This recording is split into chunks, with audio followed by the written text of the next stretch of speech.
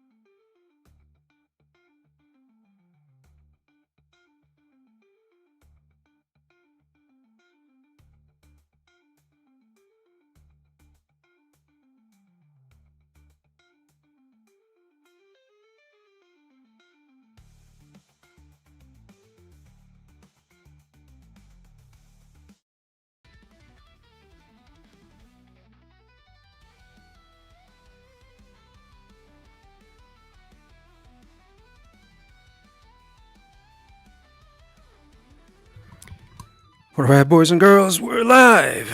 Welcome to the stream. Okay, we're back with another live stream. So, what are we doing exactly? So, we are stuck in the loop, ladies and gentlemen. We're back working on the. What are we working on? We're back working on the browser extensions. Everything seems to be going pretty well. The only issue right now is the fact that we have two different sets of problems, right, in different browsers. So when it comes to Firefox, the styling is working really well. It looks just the way that I actually designed it and the way that I envisioned it. But when it comes to the authentication, right, in fact, let me show you guys real quick. Let me switch here for a second. Let me switch screens. When I Right, you probably won't be able to see the modal to pop up for authorization, but the when I click on the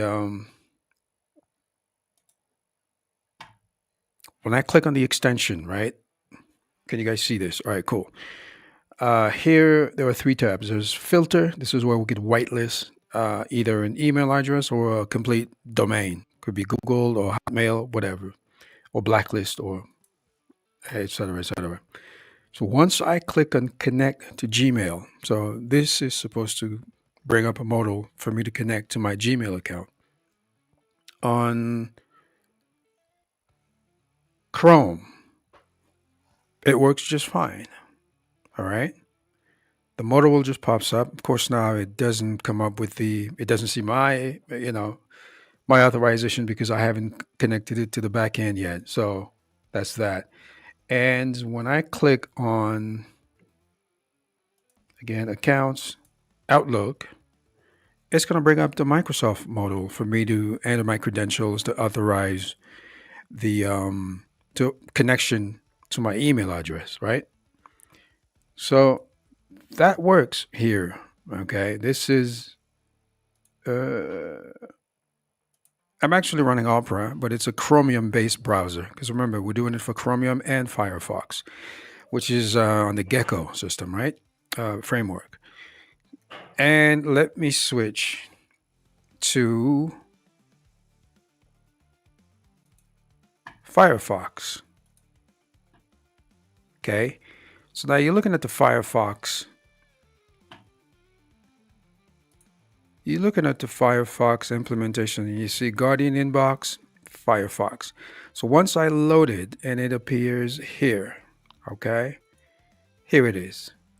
So once I click on accounts, connect Gmail, the modal is just crickets. Okay, this is what the modal is doing right now.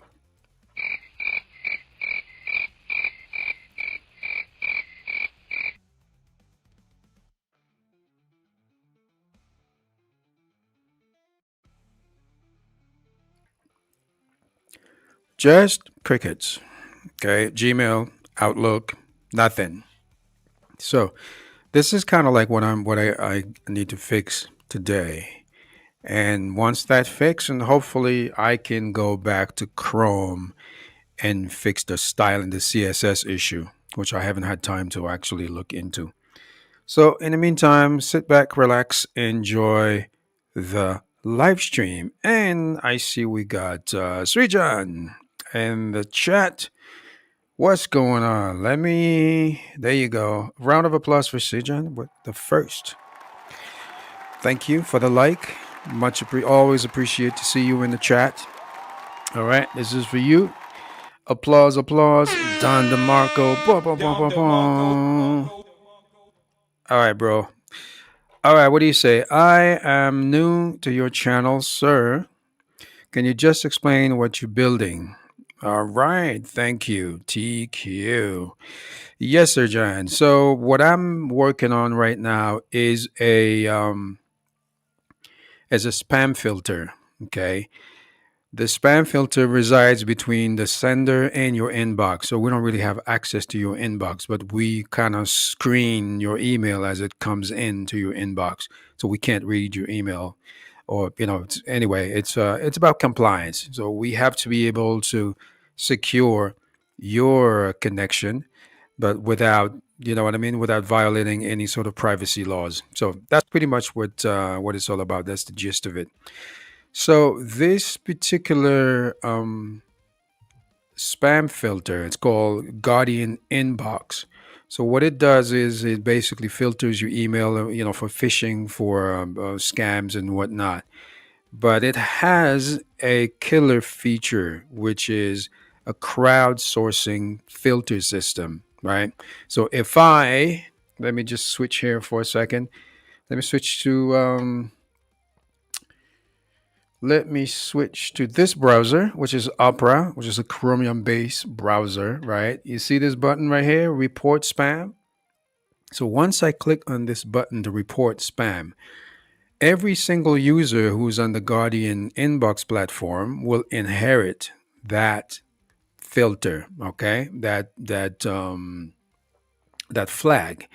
So that sender won't be able to send email to anybody on the same network. Of course, there are fail safes. There are ways, not to spam flag everybody. So we'll be able to actually, the AI, there's AI behind it, will be able to analyze, okay, is this really a spam or is it because it's on a sub network or an IP address that's been flagged as spam? And of course, users who have been flagged can request a revision to see, why were they blocked, and if it's and if it can be proven that either the email address was spoofed, or they're on a network or a domain that's been flagged, then we take it on a case by case basis, which is why we have a human in the loop option. I hope that answers your question, Sir John. And if you have any more questions, hey, I am right here. And once again, thank you very much for the like. If you haven't subscribed to the channel, please do so because we're on the road to 500 subscribers. Okay, let's go. All right.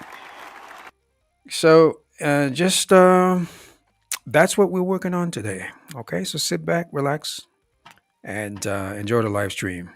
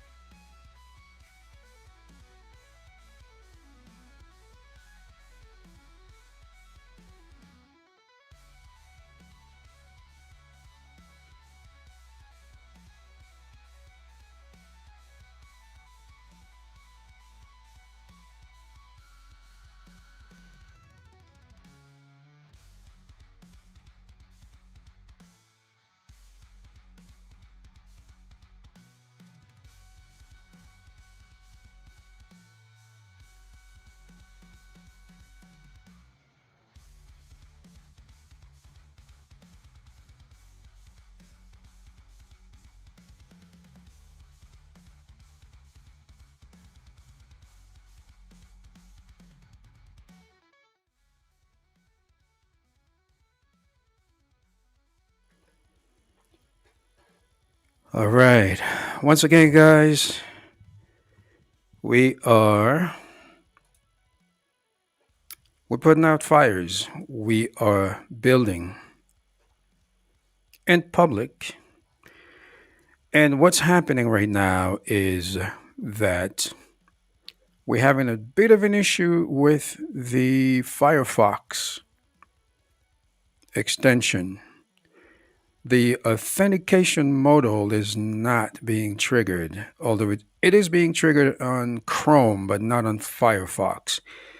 And the funny thing is, it's really the same code base. There shouldn't be any issues. But this is the name of the game. You fix one thing and something else, another problem crops up. Hey, we have Shakti in the chat.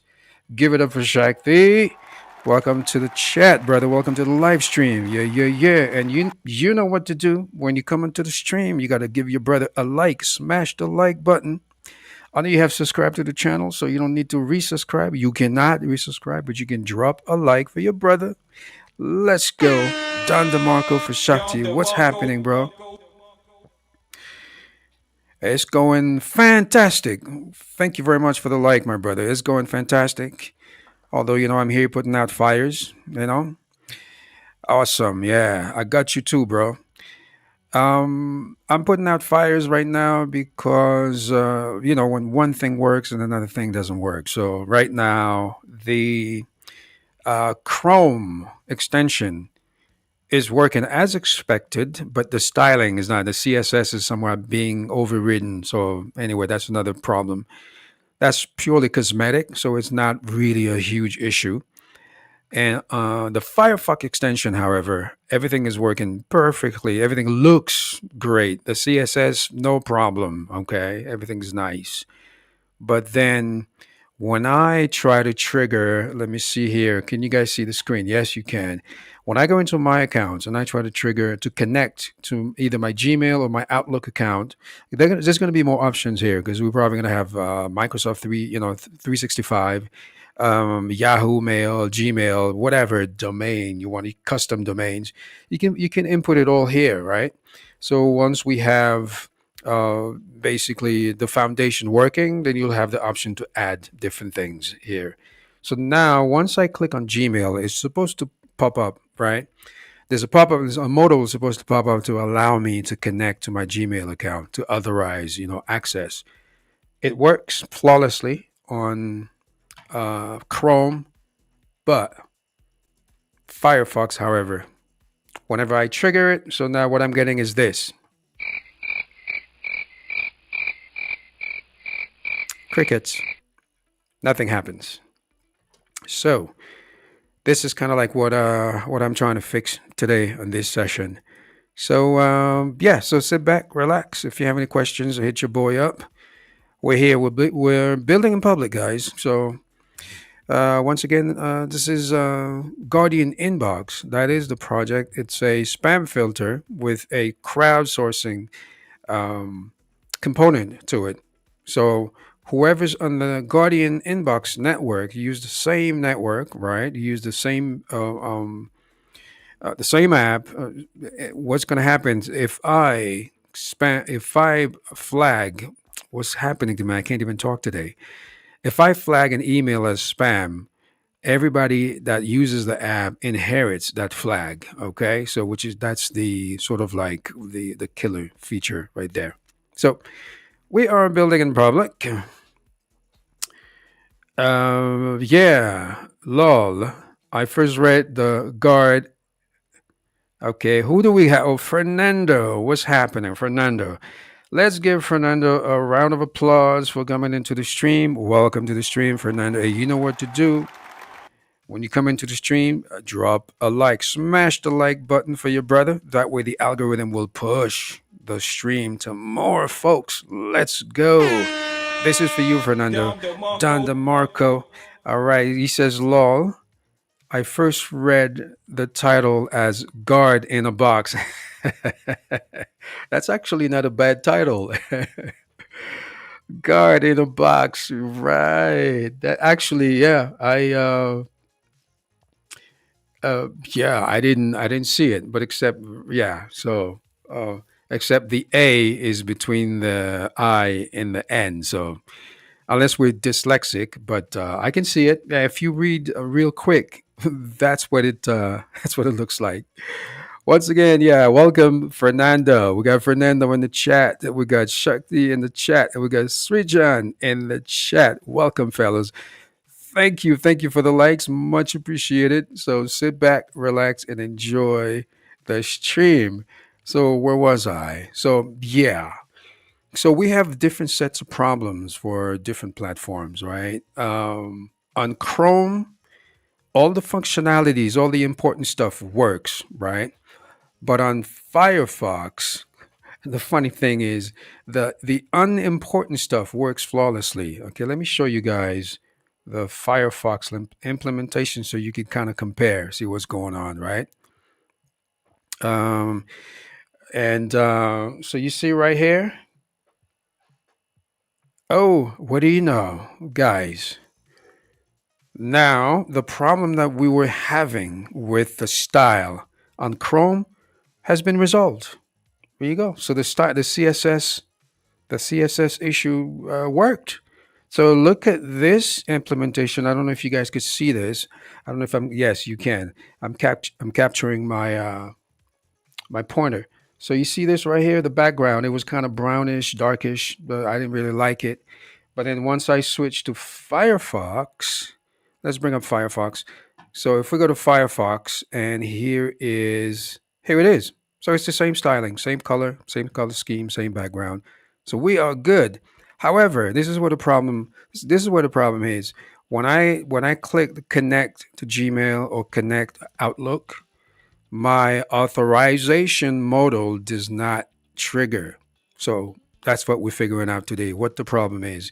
Because now the problem with the CSS has been resolved on um, Chrome.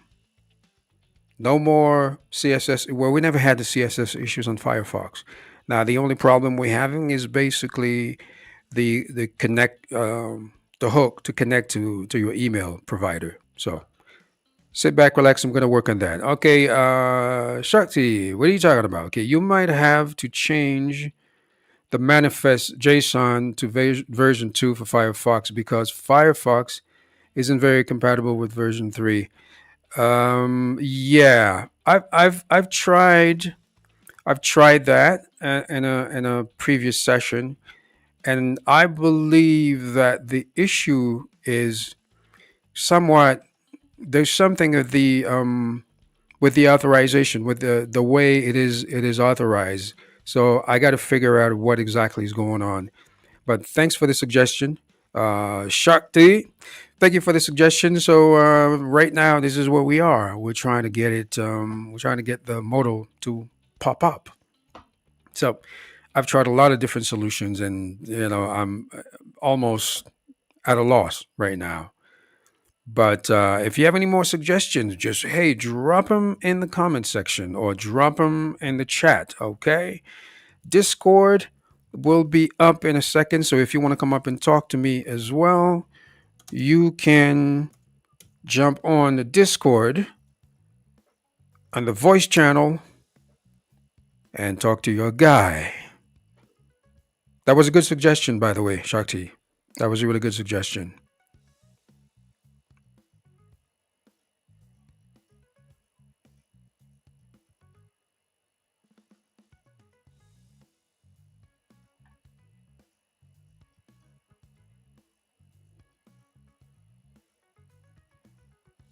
Alrighty, righty, righty, righty. So the Discord server will be up in a second. We booting up, downloading updates. Yeah. So Shakti, any more ideas? What do you think? Any other suggestions? I'll try them live. See what's up. Do you have any other suggestions?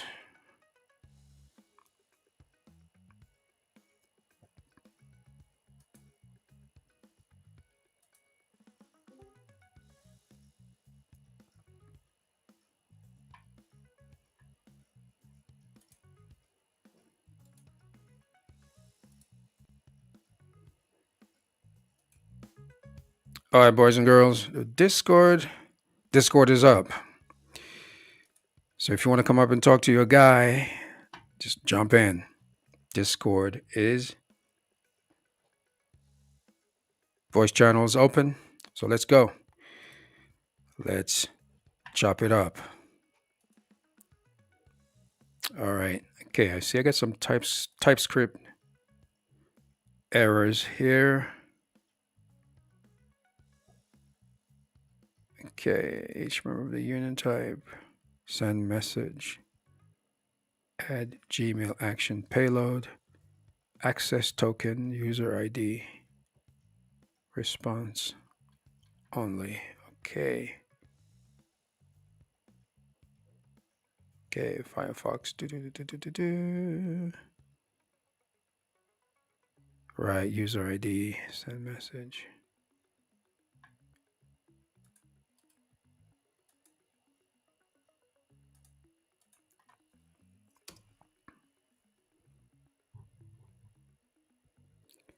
That's the name of the game, guys. You put out a fire, and another fire just pops up. So I'm glad the issue with the CSS, the issue with the CSS on Chrome has been resolved, and so far we got a pretty solid foundation on Chrome. So now we just got to fix the CSS issue, not the CSS, but the authentication issue on Firefox. Okay, Fernando asks, as a user, would you be able to say this is not spam for me, and it wouldn't affect other users?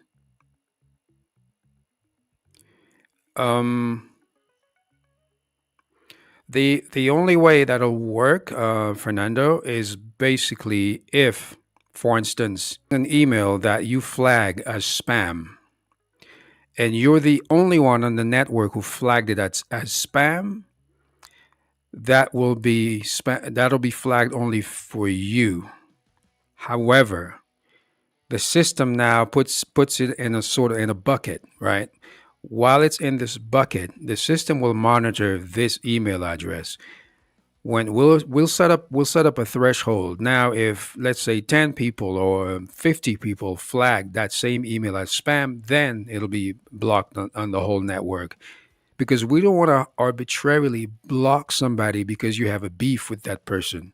So we want it to be fair. We want it to be in a way that you're not gonna create problems for users because you have an issue with them. So that's sort of like the way the system will the work, and kind of like one of the ways the system would be fair and not penalize users arbitrarily because somebody might have, just play a trick on them. Somebody might have doxed them, so to speak. So that's sort of like how it works. So if you flag it as spam, and then you're the only person who flagged it as spam, and it's not on a major list of spammers, then you're the only one that's going to be blocked for it. But if it's on the list, a wide, because there are uh, different block list sources, which I'm going to show you right now.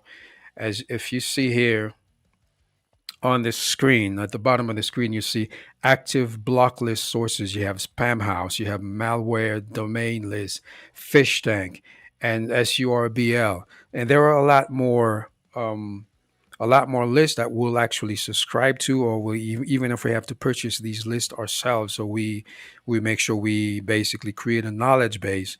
And in fact, if we could connect to their API, even better, because once those lists get updated, but unlikely, because if it's a company, if it's an entity that sells, those lists, they're not going to basically allow to give you access, because in essence, you're killing their business. So we have to aggregate those lists and make sure that we have a comprehensive list that's going to be updated regularly to make sure that these basically spammers that are on one of these lists, we know of them and we block them instantaneously.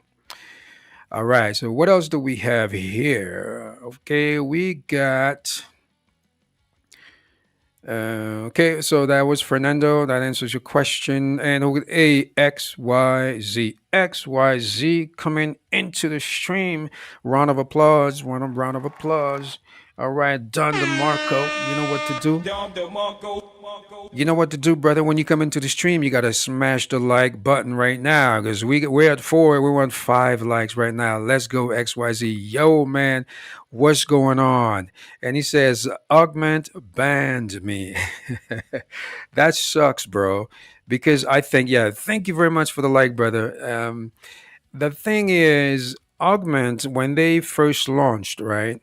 They they were wide open because they were trying to train their LLM. They were trying to gather as much information as possible. Once they transitioned to their paid model, it was unlimited. It was wide open. Once they transitioned to their paid model, and if you try to circumvent their trial period, which is very generous, then if you use a different email, of course they're going to ban you. So the only option is to pay for it. So right now, I know I just got an email from them today. They updated their pricing model. I think they have a $50, 100, and then I think $250 or whatever. I think it is. So listen, it's the best tool out there, and of course they have to protect their investment. So you got banned. I know it sucks, but now you got to cough up $50 for the base model, which you only get 600 operations per cycle. So it's expensive, but it's the best out there. And I think you know that. So, and we got Shakti also ask you, did you have any issues with ChatGPT today? It was very slow, and even Windsurf kept. Yes, there must be some sort of issue, maybe with maybe they're updating something, or maybe their GPUs, their GPU count has been I don't know, reduced, or there's some kind of throttling going on. So I'm not quite sure what it is, but yeah, it's been kind of weird. Um, yes. Okay, cool. So Fernando, you got my answer. So we want to make it fair. We don't want to blanket spam block somebody. Let's say you're having a fight with your friend, and then you decide to dox him, and then so that has nothing to do with us. So we'll make sure we monitor if it's a repeat thing. If we set a threshold, if 50 people or 100 people flag a certain address, or it could be 10. You know what I mean? If that happens, but then of course, then the AI will take action and block that person. So XYZ, right? So you went five. Yeah, there you go. That's the thing. So the only way you could circumvent that is if you do it on five different computers, then you're cool. But if you try on the same computer, yeah, you're gonna get flagged because they have your signature. They have your device signature, whether it's the MAC address, whether it's the operating system that you use. They have different things that they can track you with. So, and of course, they track your VS Code signature. So that's how they track you. All right. Which one are you using right now? I'm actually on the $50 plan, but I'm over my limit, so I'm chilling on that. So right now, today I'm using Zencoder, Klein, RuCode, and sometimes I switch back to Cursor, and that's pretty much it. And what I'm doing right now is nothing crazy. It's just some troubleshooting and small problems here and there. So it's nothing that Klein or Zencoder can't handle. So that's why. And you say, yeah, same. I was having issues with ChatGPT. Yeah, I guess yeah. It's probably going to be fixed because ChatGPT, they have the resources, so they're probably working on it. To fix whatever issues is going on. XYZ say, I don't know why people say Cursor is better, like Augment. What's way better? Of course, yeah. There's no comparison. Augment is way ahead of Cursor, right? And the main reason is because of the context window. It understands your code better than Cursor ever could. And so far, maybe they will fix that, but so far, it's not there. Yes, even the free model. Yeah, absolutely. Yeah. Oh, okay. So you will try with your virtual machine and PC. Yeah, that could work, but Augment could be watching right now. So be careful what you say in the chat. They might be looking out for you. Okay. So guys, it's going pretty well. I'm quite happy that the issue that was persistent on the Chrome extension has been resolved. So the styling is fine, It's looking magnificent. It's looking great. Okay. And now the only issue that's left to resolve on the Firefox extension is to make sure that the auth pop up happens. Because right now, it is not giving me anything. Every time we click on it, it's just crickets. So let's get back to it. Let's try and see if we could fix this issue. Let me reload the extension. Okay, it says it's running. Let me switch tabs so you guys can see what I'm doing here. So Firefox, it's different how you load your, I guess, unpackaged extensions, extensions that have not been published and verified, right? So the way to test them is you have to go to Firefox and you got to go into these settings here. Okay, setup, and you got to go into this here, which is basically temporary extensions. Once you're in temporary extensions, right, you say load temporary add-on. Once you click on that, all right, so you got to navigate. Let me show you guys real quick my structure. Well, you probably can't see the modal right now. So the structure is, once I get into my extensions folder, from the extensions folder, right, then I go into distribution, DIST folder. Once I'm to the DIST folder, there are two folders. There's a Firefox and there's a Chrome folder. Once I get into the Firefox folder, I select the manifest.json, and this is what loads what you're seeing right here. Once this is loaded, okay, it says it's stopped. Let me reload it. There we go. So now it's running. Once it's running, I've already pinned it here. If not, if it doesn't show up, you go here and it's going to appear here on your list, right? So since I've already pinned it and it's pinned to the bar, right? There you go. So once I click on it, and there it is. So here I got my whitelist. So I can whitelist an email address or complete domain, right? If I want to block a complete domain, I could block just Google. That means you're not going to receive any emails from Google. If I block Hotmail, same thing, Microsoft 365, and so on and so forth. So real quickly, if you want to block or report a spam, this is the button right here. You could do that right in your browser through the extension, because you don't have to dig through the back end, through the dashboard to get that done. So this is basically an overview, a summary of the dashboard with the most important features that you'll need to access on the fly without having to log in to your accounts. Once you log in, this lives in your browser and it's easily accessible. So this is what I'm talking about here. So this is the account hook where I'm able to connect, right? Guardian Inbox with my Gmail account or Outlook or Yahoo or whatever domain, your private domain or whatever, right? So once I click this, a modal is supposed to pop up with the authentication to basically authorize access to my inbox. And right now, it is not working. Okay. Gmail, Outlook, Butkus, nothing. So here, of course, we have these. Okay, you know what? These are not working either.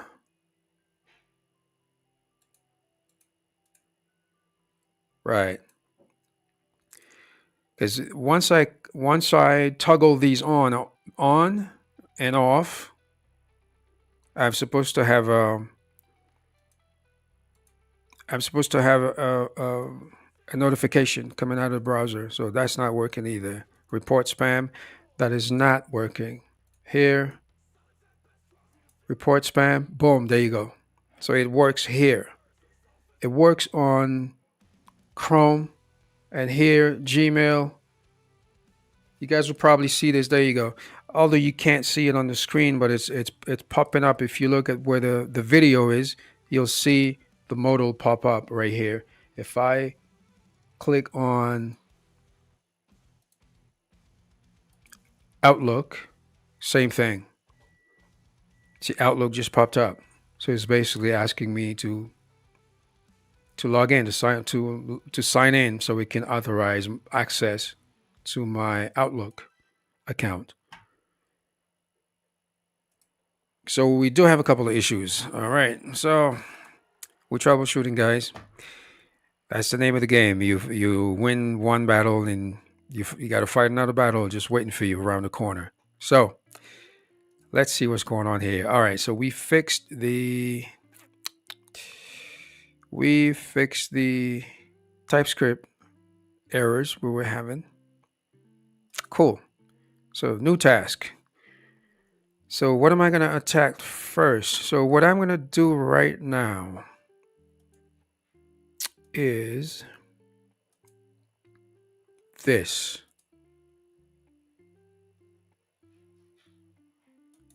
Let's reload. Okay, it's running. Report spam.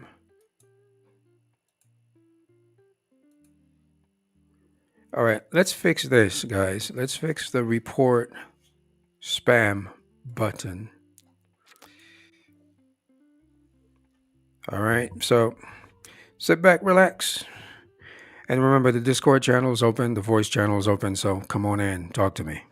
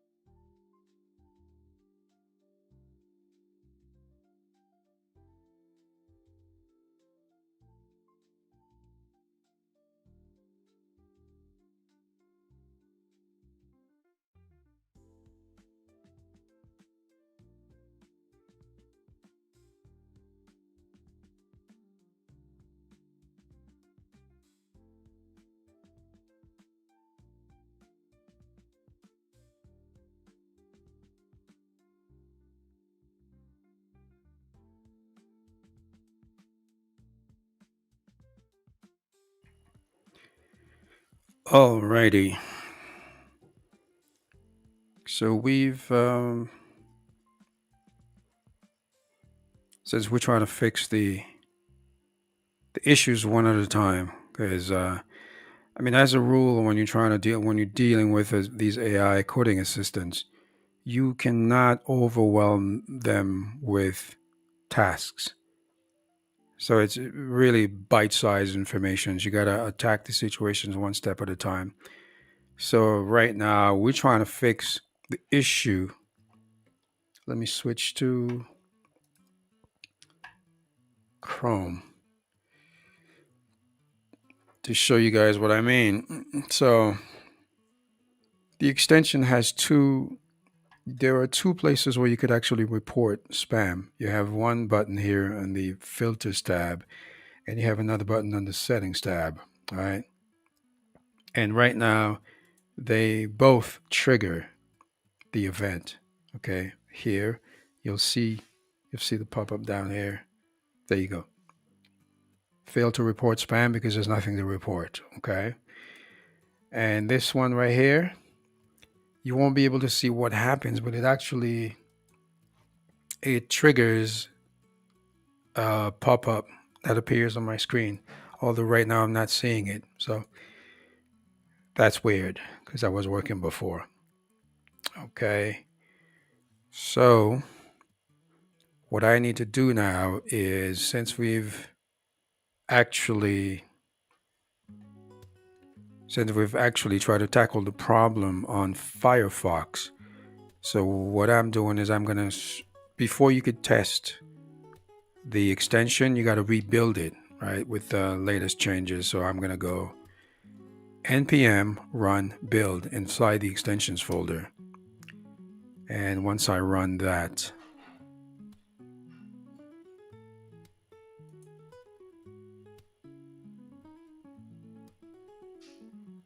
okay, once I run that, then I got to go back to Firefox, reload,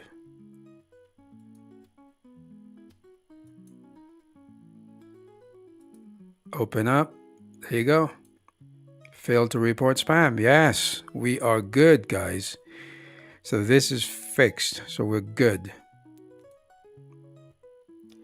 So email quarantine and email deletion toggle. Now, email quarantine.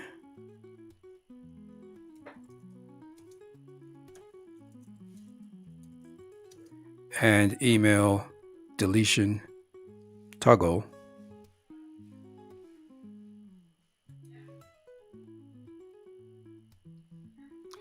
It's actually email quarantine and automatic deletion.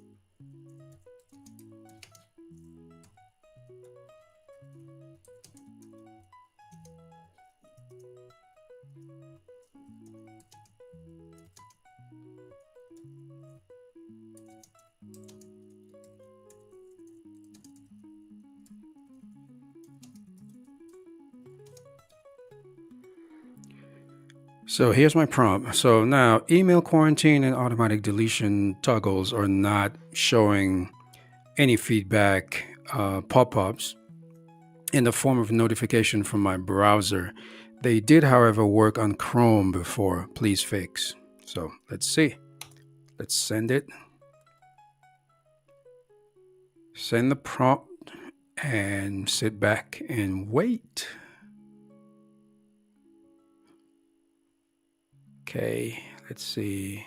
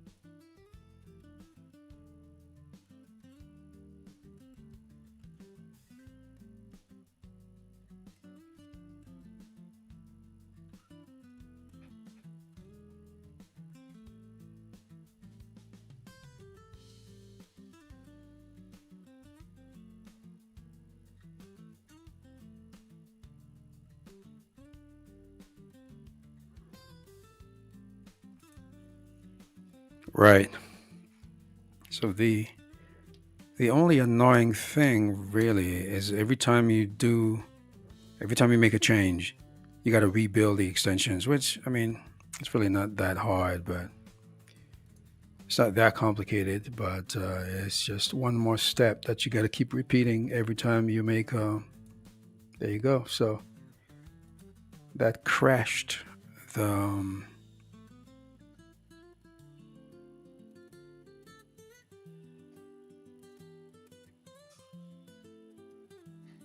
All right, let's remove it.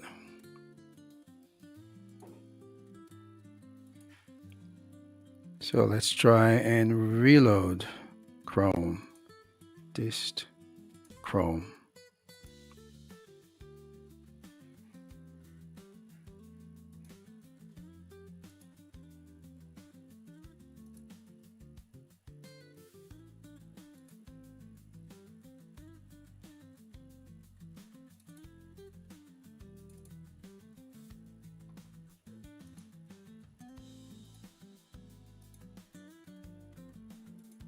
Yeah, there's a serious issue right now.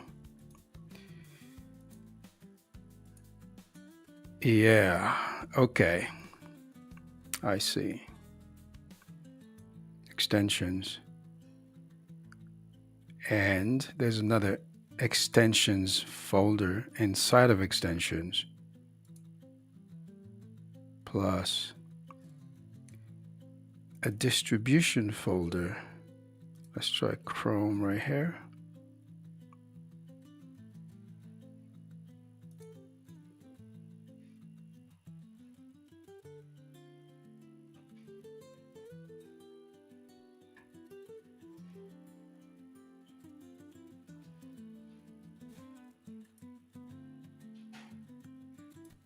All right, so that didn't work at all. That actually broke the plugin.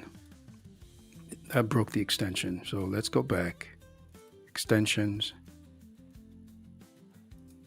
Dist Chrome.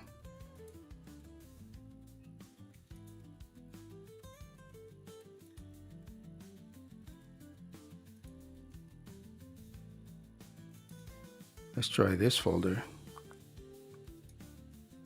Absolutely not. So we have a problem.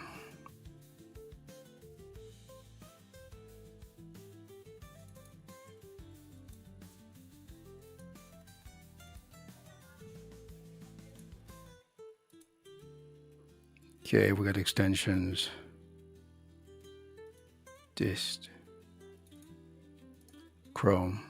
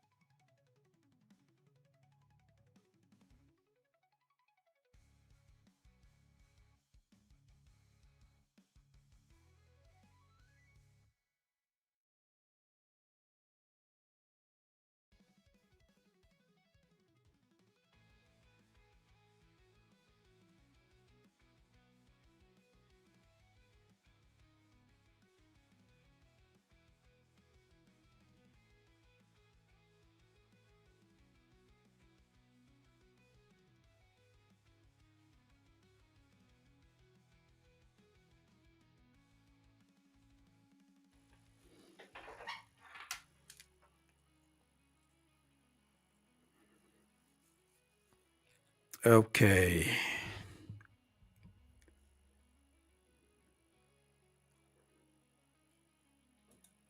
We are we're basically caught in a loop now, guys.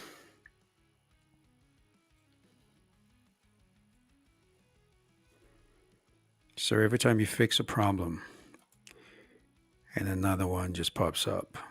Okay.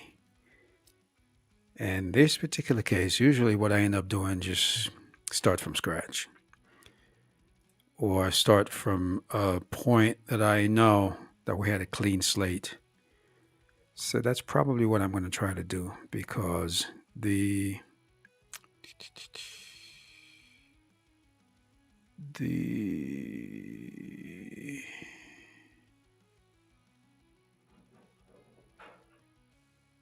the extensions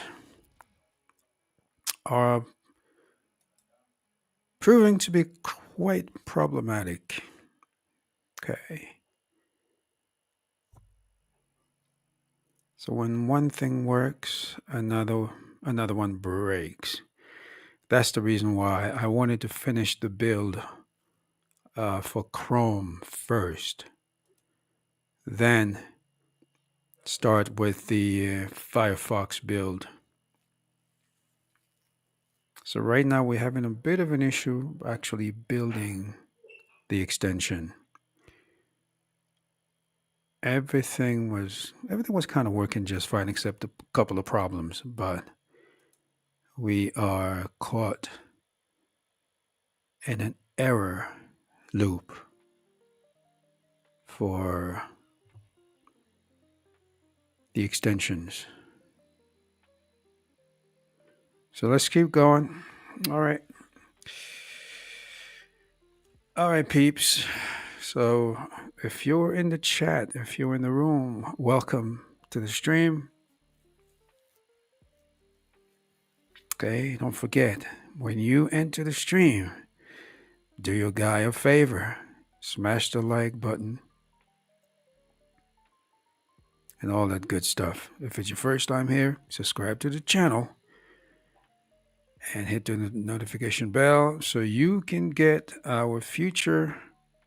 you can catch our future live streams and video releases. Lots coming up. Got a lot of great things coming up for the channel. We'll be switching the format. We'll be doing less lives, or the live streams will be probably a tad shorter. There'll be a lot more activity when it comes to the community, okay? Where classes, courses, hackathons, meetups. There's a lot of good stuff coming up. So if you haven't done so, there you go. Bam. QR code on the screen right now. Just join the Discord. We're about 90 strong right now. Not very active though, because a lot of guys just don't even participate. So join the Discord server. I'll be making an announcement soon. Big things coming up.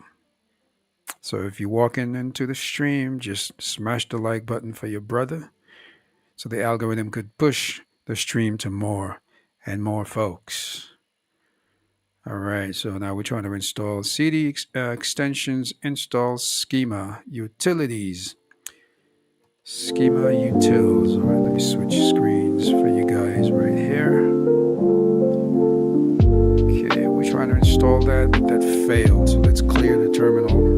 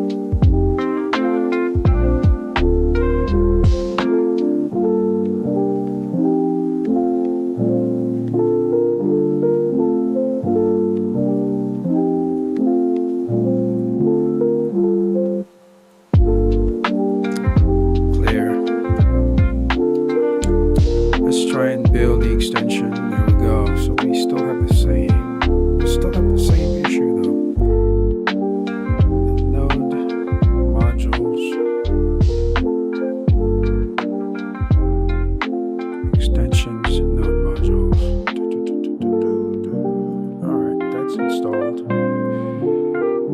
Lib. Okay, these are all the libraries.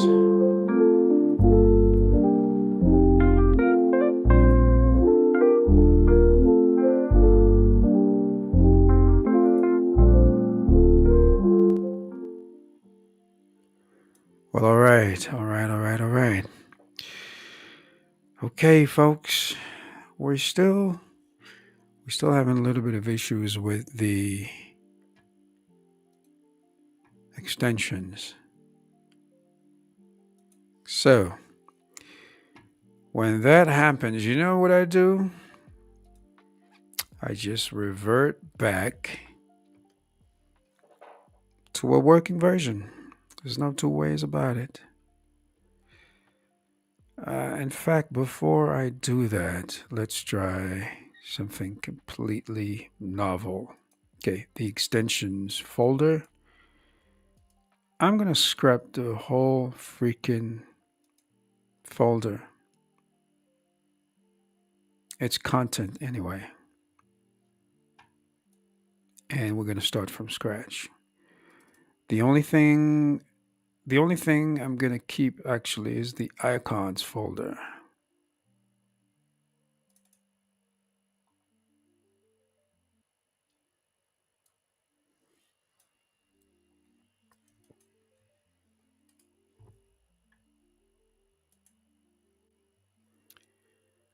Okay, icons folder, check. Okay, close everything else. Clear the terminal. And Supabase extensions. Good. Okay. So what am I going to attempt to do right now? What I'm going to attempt to do is basically rebuild the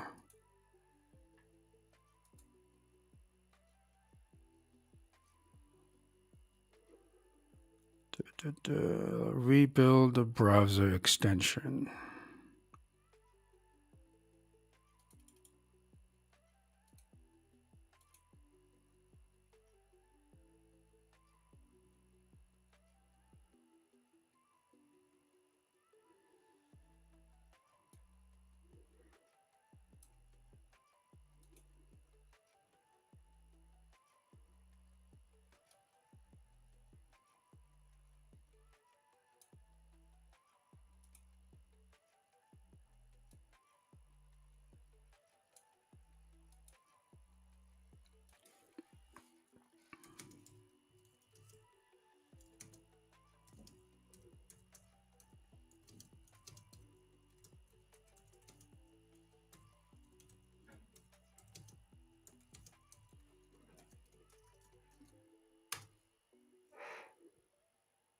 All right.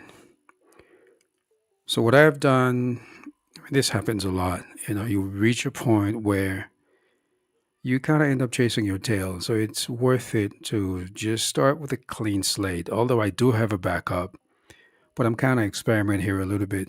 Try and rebuild the entire browser extension. All right. So let's see what's up.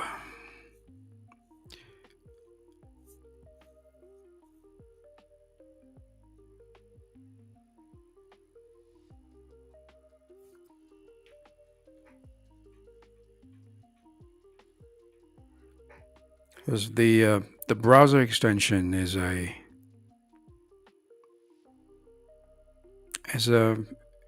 major component. That's it's a major part of the whole ecosystem, because its primary role is to allow the user to access the core features of the app, okay, which is Guardian Inbox. So you'll be able to toggle automatic deletion of emails sent to quarantine, okay, to actually create your own whitelist or blacklist, and a few other options. So right now we're trying to recreate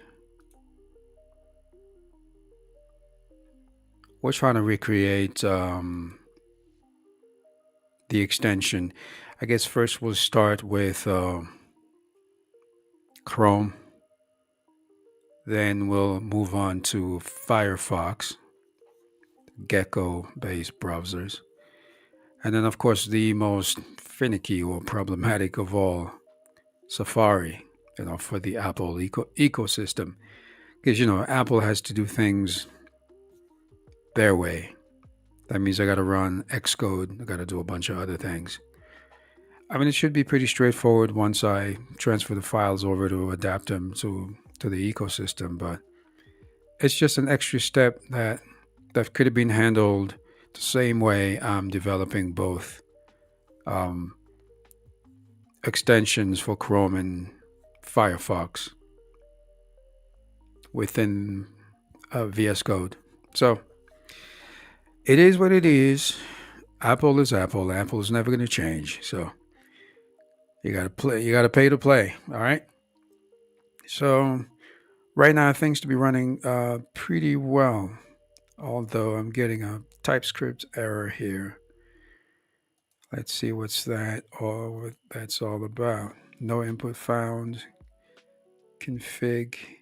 Yeah, okay, because we haven't installed the dependencies yet. So that's normal. Once we npm install, that should disappear.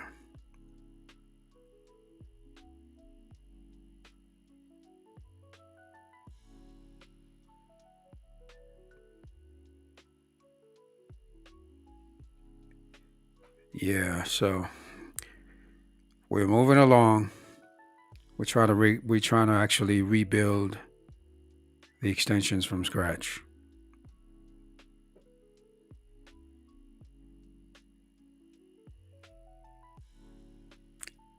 That's the name of the game, guys. Vibe coding. Building in public. You got to take the good, the bad, and the ugly, believe it or not. So we're just going to keep pushing. What are we doing here? Okay, that's the HTML. That's the pop-up interface. Okay, good. Got the CSS right here.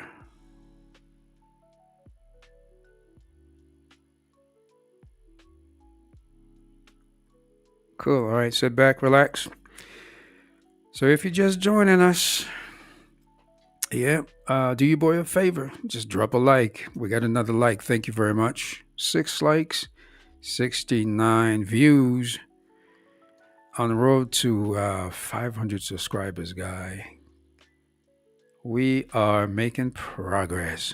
So let's go. Do your guy a favor. If it's your first time here, just subscribe to the channel, hit the notification bell so you'll see our future live streams and video uploads and whatnot. There's a lot coming up on the channel. We got a huge announcement coming up soon, so stay tuned for that. In the meantime, we're just going to keep going. So it's your boy. We're here. Discord voice channel is open, so if you want to talk to me, just jump on the channel, holla at me. In the meantime, we're here. I'll be back.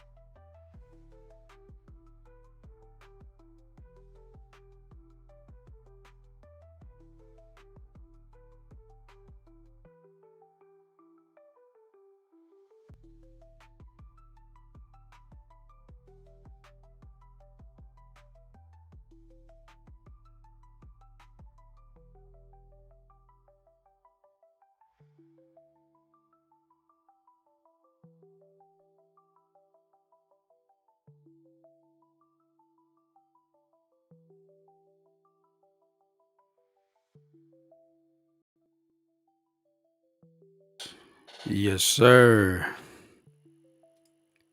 We're moving along, guys. So, right now, we're in the process of rebuilding the extensions from scratch. Because what happens a lot of the times, you get caught in an error loop that's unresolvable. So, the best thing to do is to basically scratch the whole thing.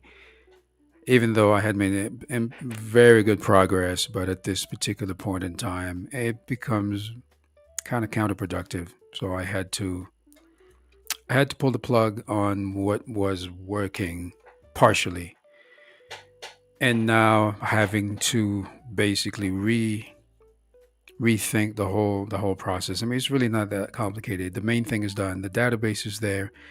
The web dashboard is there. The mobile app is there. So the only bone of contention right now is the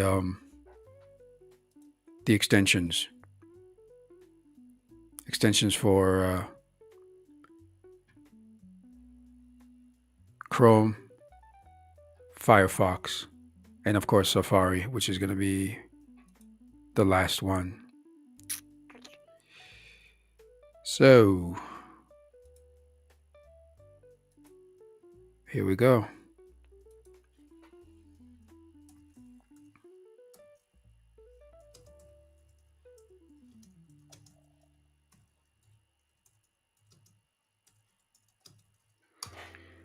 So let's build the extension, shall we? Let's build. So once we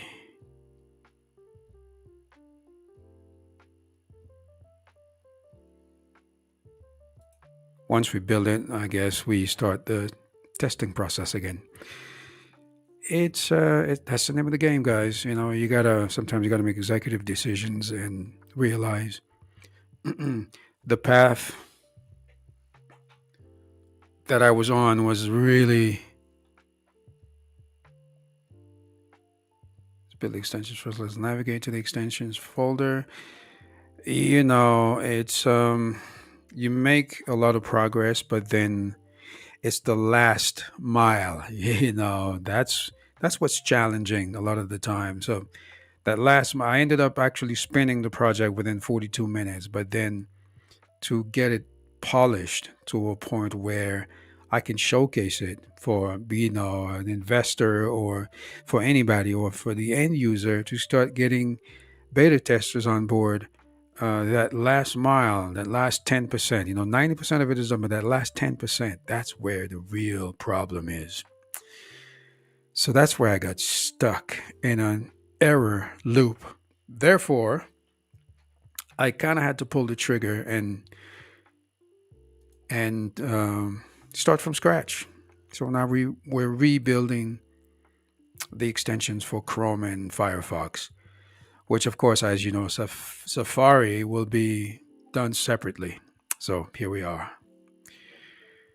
Alrighty. All right.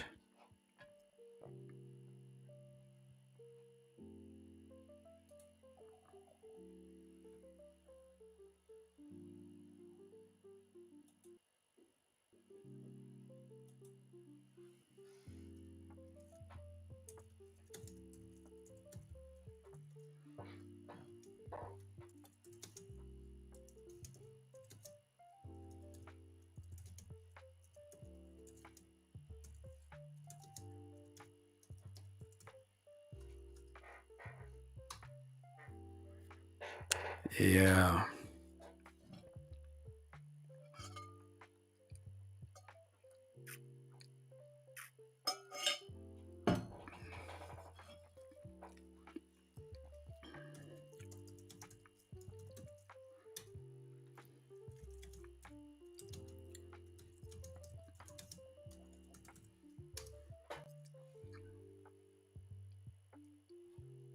Yes.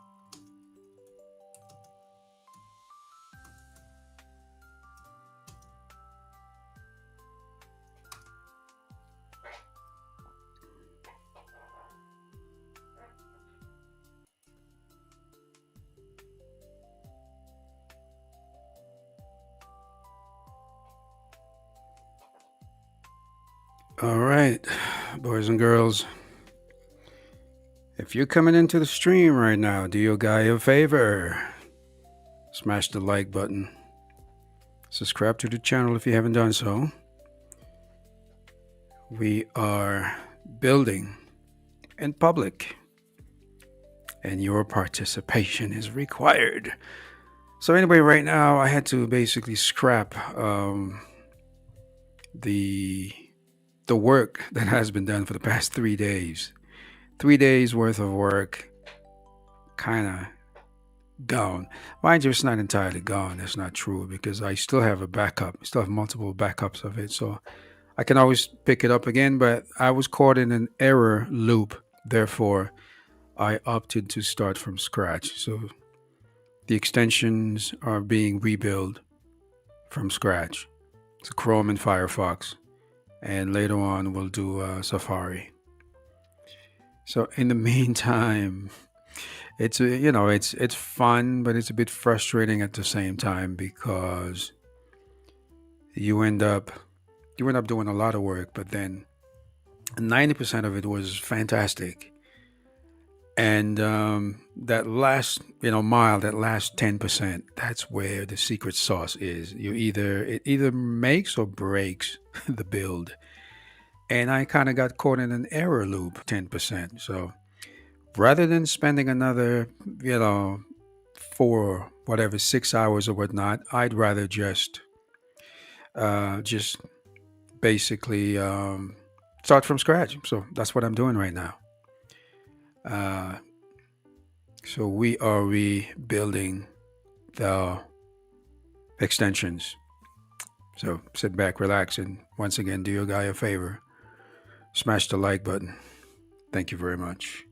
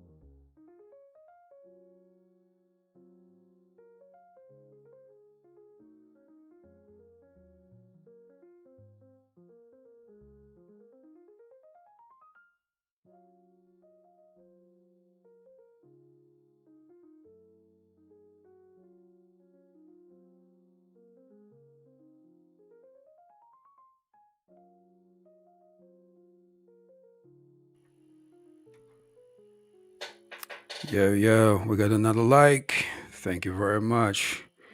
There you go. Yeah. Round of applause.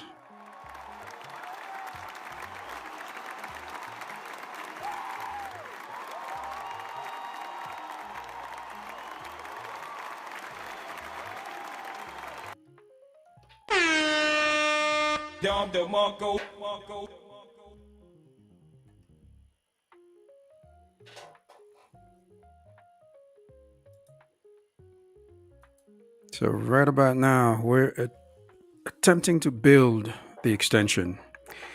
Moment of truth, guys. So, 3 days of work down the tube. And now we're starting from scratch, rebuilding the. I guess, yeah, there's a dependency issue. The node module. Da, da, da. Okay. The main problem now is everything was working kind of fine to a certain degree. I guess, like I said, 90% of the work was done on the extensions. And so we got caught in an error loop that was pretty much unresolvable. So I kind of had to, I had to double back and basically trash the whole folder and started building from scratch.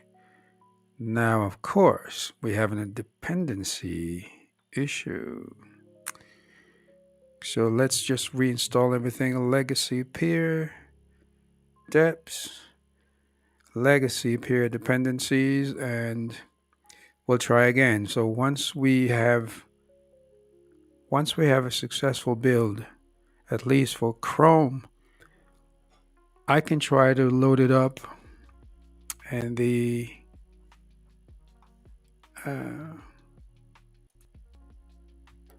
basically the unpacked extension, so we can actually test and see, first of all, if it builds successfully. Then we can start testing the implementation. Of course, now it's easier said than done because we're still having dependencies issues.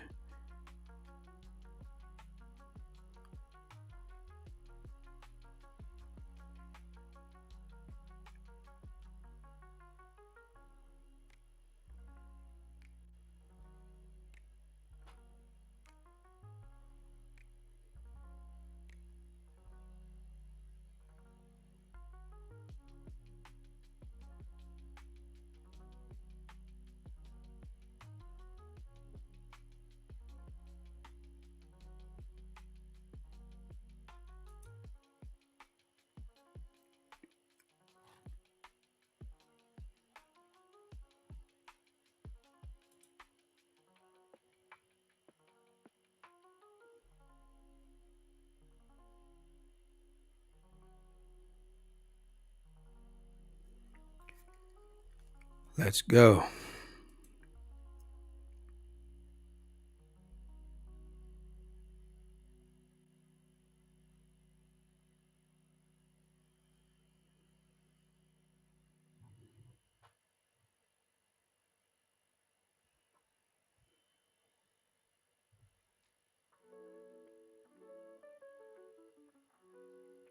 Well, so far so good. We've got the can remove the node module. All right, great. Installation is going pretty good right now. All right, I guess we are good. And of course, I just hit a rate limit on Zancoder. Of course, but no biggie. So let's navigate to the extensions folder. Let's try to build. And of course, we have an error. So let's feed this error to another. Let's go to Klein. All right. And let's go. So we're just going to slowly but surely get to the bottom of it. At least by the end of the stream right here. I had planned on doing 2 hours today, but we're on the 2 hours and 4 minute mark today. So we're just going to keep going. We're going to continue with the build. At least by the end of this live stream, I want to be able to showcase the extension, at least on Chrome. We'll worry about Firefox another day. But at least I want to be able to showcase one of the extensions, at least the Chrome extension. So what do we have? A CD extension and npm install ajv keyword save dev. All right, cool. Let's run that command. Run the command, and we have an error. So we'll probably got to run it in legacy peers dev. That might peers. Sorry, not devs, but deps dependencies. But that did not fix the issue. In any case, we have to keep moving. So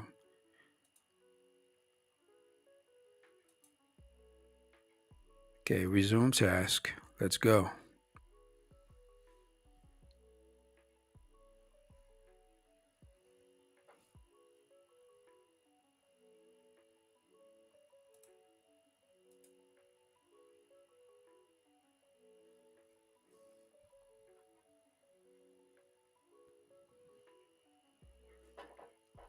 Okay.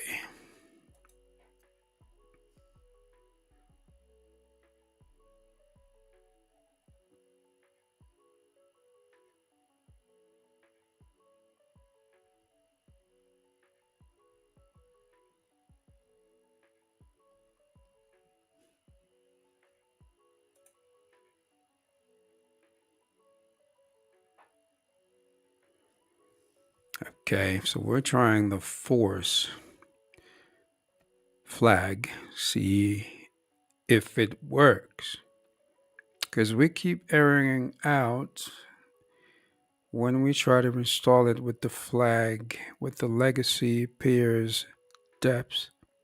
So let's try with the force tag, which works with two vulnerabilities, one moderate, one high. We're not going to worry about that right now. So let's try the build process again. Let's see what happens. Nope. Another error. This is frustrating, guys.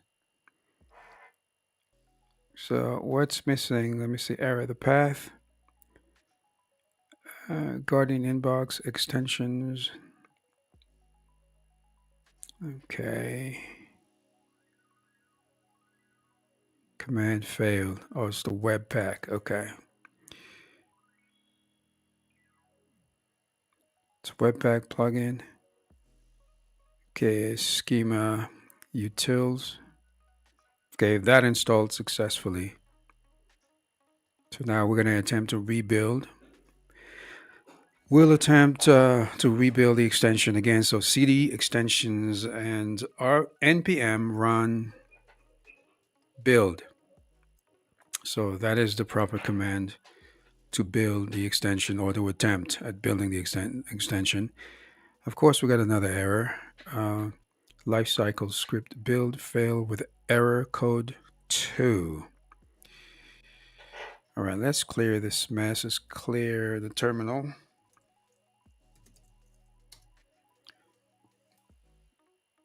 Let's run the command again. Yep, that's the name of the game, guys. 1 step forward, 2 steps back. You gotta love this stuff, man. It's crazy. So who's out there? You guys have any questions? Just don't be shy. I know you guys like to lurk in the shadows.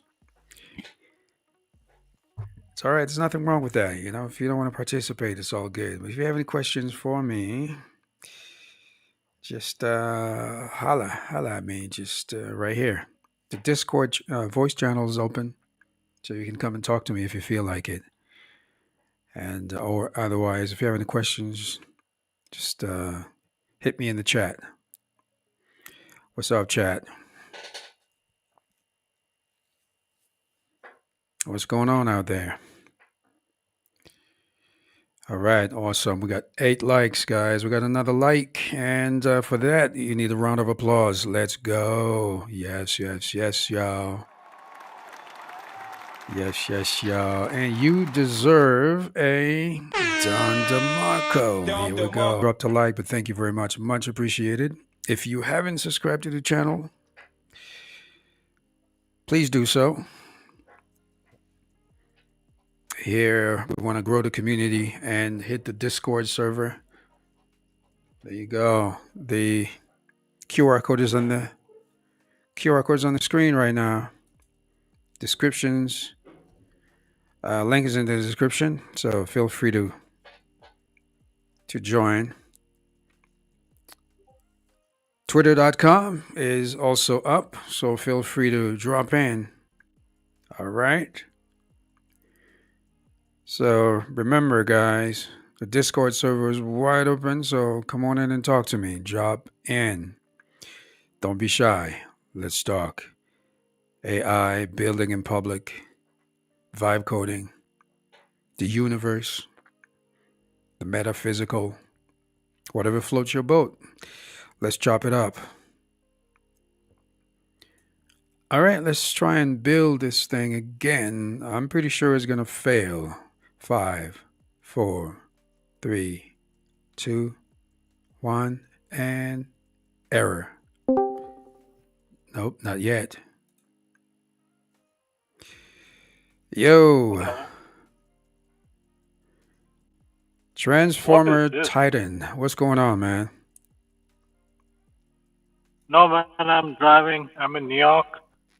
Oh. I saw this channel, and I'm stuck in traffic and have time, and you were building something in AI. Yeah, I thought, man. let me hop on. Yeah, I'm building in public, bro. So you're in New York City. Are you in New York City or in New York State where you're at? New York City, Manhattan. Yeah. Oh, cool. Manhattan. That's my neck of the woods, bro. Yeah. Where are you? Where are you? Well, right now, I'm not. I'm not in New York right now. I'm in Africa right now. Africa. Wow, very nice. Yeah. And I like this that you're building a startup in public. I like it. Thank you. And and that's the whole point, man. Is to share and show what's possible as well. Are you a builder as well? Do you code? Yes. Nice. I work mostly in supply chain. Oh, okay. We design software for the factories. Nice. Yeah. So we have a lot of traditional algorithms which are used in supply chain and forecasting, route optimization, transportation, production, and with the coming up of AI, right? Yes. We are seeing some good use cases. Yeah, definitely. Now with AI, I mean, you could optimize things to a degree that wasn't possible just maybe 5 years ago, which is phenomenal. Yeah, and now the speed also increases because in the factories, right, a lot of employees, not everybody is too much hands-on. So with this voice-based and, knowledge management, yep, and a lot of the heavy lifting will be done by AI. So I think it's a good use case. Absolutely, yeah. So let me ask you. Right. So let me ask you, are you leveraging AI right now in your workflow, or in what percentage, if that's the case? Yeah. What we are doing on a case by case. I think it's 5%. Okay. So we have very specific use cases. So we are onboarding very specific use cases actually. Okay. Without where we see a direct benefit. Got you. We are not doing so vertical integration. We are not doing horizontal integration. Okay, good. So let me ask you though, did you encounter a lot of pushback when it comes to introducing AI in the workflow? So here's a funny thing. Because of the wave going in AI, so things are pretty, what do you say, change management is not an issue, Okay. you know, as long as, because the use cases that where we are implementing, there are no job losses. Mm-hmm. Got it? Got you. So we are not implementing AI to wipe out our department. No, Yeah, I that's smart because you're not actually eradicating, you're not removing the no. human in the loop. You're actually enhancing the workflow by introducing AI to assist humans. Correct? Yes, yes, That's yes. perfect. As I said, right. We have in supply chain. There are a lot of use cases which use very computational heavy algorithms, anyways, right? So Right. we are relooking those algorithms because Okay. they need a lot of maintenance. We need to call in a lot of consulting companies to come in and fix it. Hmm. So now with AI we can have kind of a in-house center of excellence. Nice. That's yeah. That's So we can amazing. So empower. right. So what's your So we role? Are can you are empower. you are you a dev? Are you a developer? What are you? Front end, back end? I'm a What do you? I'm a I'm a solution architect. Okay. Awesome. So Yeah, I'm a solution. I need to pick your brains then. I guess join the Discord. Maybe Yeah, we can chat in private. You know what I mean? yeah. You tell me. I'm driving right now, so however you want. All right. No problem. I mean, I'm not back. not right now. We'll I after the stream. yeah, yeah, that's fine. That's fine. I Awesome. discovered Discord close to 2 months back. I think this is the third channel I've joined. Oh, okay. You know? Yeah, it's a great tool. Great tool. No, no, I know. And and I so I'm more of an electronics engineer myself. Today Mm. I bought a couple of old hardware Yeah. because I'm more of a hands-on person. So Discord, I see authenticity actually. That's the reason I came Right. on Discord actually. Right. Right. Yeah, it's awesome, man. You So hardware wise, are you basically more, the server side or network, or is it a combination of anything hardware related? So we are seeing how we can have a GPU in house, Hmm. right? And we can run our own Llama model on it. That's an excellent idea. So you don't have to keep paying for API for tokens and stuff, right? No, because this way we can keep the data within the four walls. Yes. Okay. Yep. That's This way, all the definitely, yeah. learning and all, right? Right. We don't want, because a lot of the customers in US, right? They don't want uh, the data in cloud. They're not comfortable actually. Yeah. Well, because I think that's probably going to change in the future because when cloud computing, first hit the market, there was a lot of pushback as well. People didn't really want to trust it, but now, cloud computing is a thing of the future. But when it comes to proprietary data, and I do understand that when it comes to training your own LLM, it's probably the best thing to do, and put it in a silo where it's not easily accessible from the outside. Intranet, yes, but internet, no. I think that's probably a good use case. You know what I mean? Actually, you'll be surprised. Cloud computing is viable only at a certain level. Mm-hmm. Explain. So very few. So there, in some scenarios, because I have my friends in data centers. Mm-hmm. So in some scenarios, your Amazon AWS bill will skyrocket actually. So you are Mm. much better off having your own uh, server in your own physical data center. It will be much cheaper. Got you. You know. Right. I guess. So, but if Yeah. you're trying to flying off the airplane, right, and you don't have DevOps guys too much, right? Then AWS makes sense. But once you hit a Yeah. level, then I'm seeing people going into hard metal, Yeah, I which guess it saves cost. yeah, I guess it makes sense because people like Firebase, AWS, Superbase, Vercel, they sort of get you in with a shiny, it's a shiny object sort of syndrome where you say, oh, we take care of the heavy lifting for you, but then they offer you a free tier. But as soon as you start scaling up, you start getting, hitting a couple of million Exactly. hits, then it becomes extremely Exactly. expensive. Yeah. Yep. Yep. Yep. Yep. So, Yeah, I but mean, these things only those know who have worked. well, definitely because right now I'm about to launch a few projects, and that's what I'm looking at. Just a private server in a data center where I could. I mean, it's the cost up front is a little heavier, but at the same time, your ROI, your return on investment, is quite uh, uh, uh, it kind of sweetens the pot a little bit where not to go with AWS or Vercel or these other providers where the cost up Yes. front is minimal, but in the long run is going to cost you an arm and a leg, so to speak.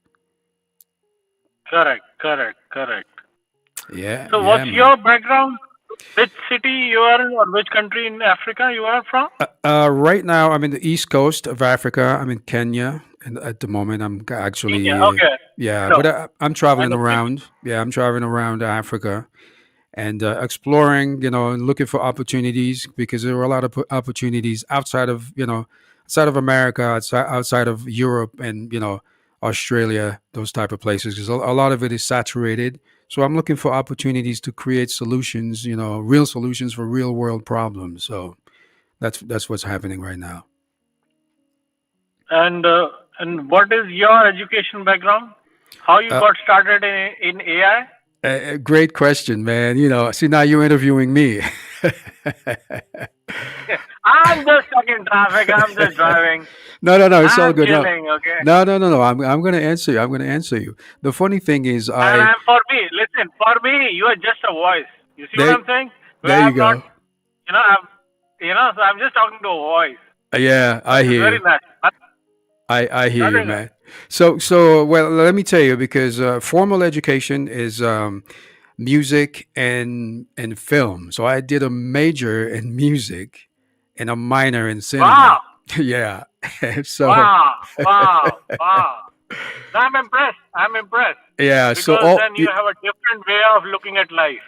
Yeah, definitely. Because then, I have the analytical brain and also the artistic brain as well. So I was always sort of like the kid who was taking, my father's radio, take it apart and put it back together, try to put the washing machine, Okay. try to fix things.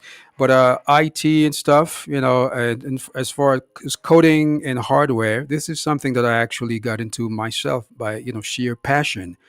And I remember my first, the first when I got actually involved in computers, because my first computer was an Atari. I don't know if you remember the Atari ST or STFM. And basically, when I transitioned to a PC where I was running Windows, I think it was Windows 3.1, whatever.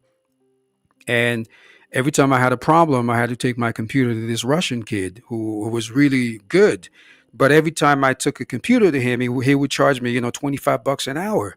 And back in the day, that's a lot of money, for a student. You know what I mean? So I found another dude who was actually he was studying music as well. He was a musician, but he was really good in computers. So I asked him, "Do you mind when I bring you my computer? I want to sit with you, see what you do." So I sat with him, asked him a bunch of questions. About 3 months later, I built my first PC. So, I bought the case, the power supply, motherboard, RAM, the CPU, the fan cooler, and all that type of stuff. And then it started from there. Fast forward to, after I graduated from college and stuff and started traveling the world, playing music and stuff. And when I retired from music, I started my own consulting firm and IT firm, and I run it for 10 years. I was actually in Asia. I had moved to Asia at the time.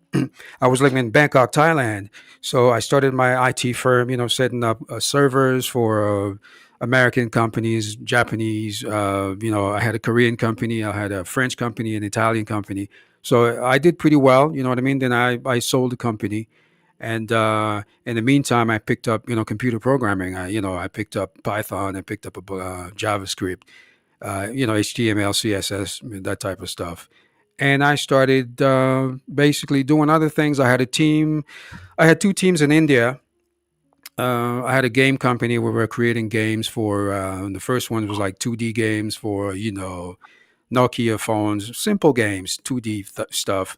Then I started another game, a 3D game. My team was in Calcutta, and run that for about 6 months, maybe 8 months. Then I lost a whole bunch of money because developing a 3D game was it's kind of crazy, trying to bootstrap that type of operation. So I ended up, losing a bunch of money, shut it down, and then I went on the solo dev route, and this is where we are today.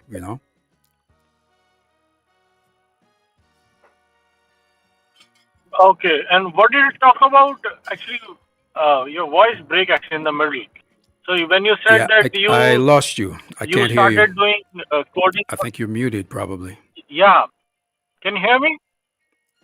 No, no. Can you hear me? Hello? Transformer Titan. Hello?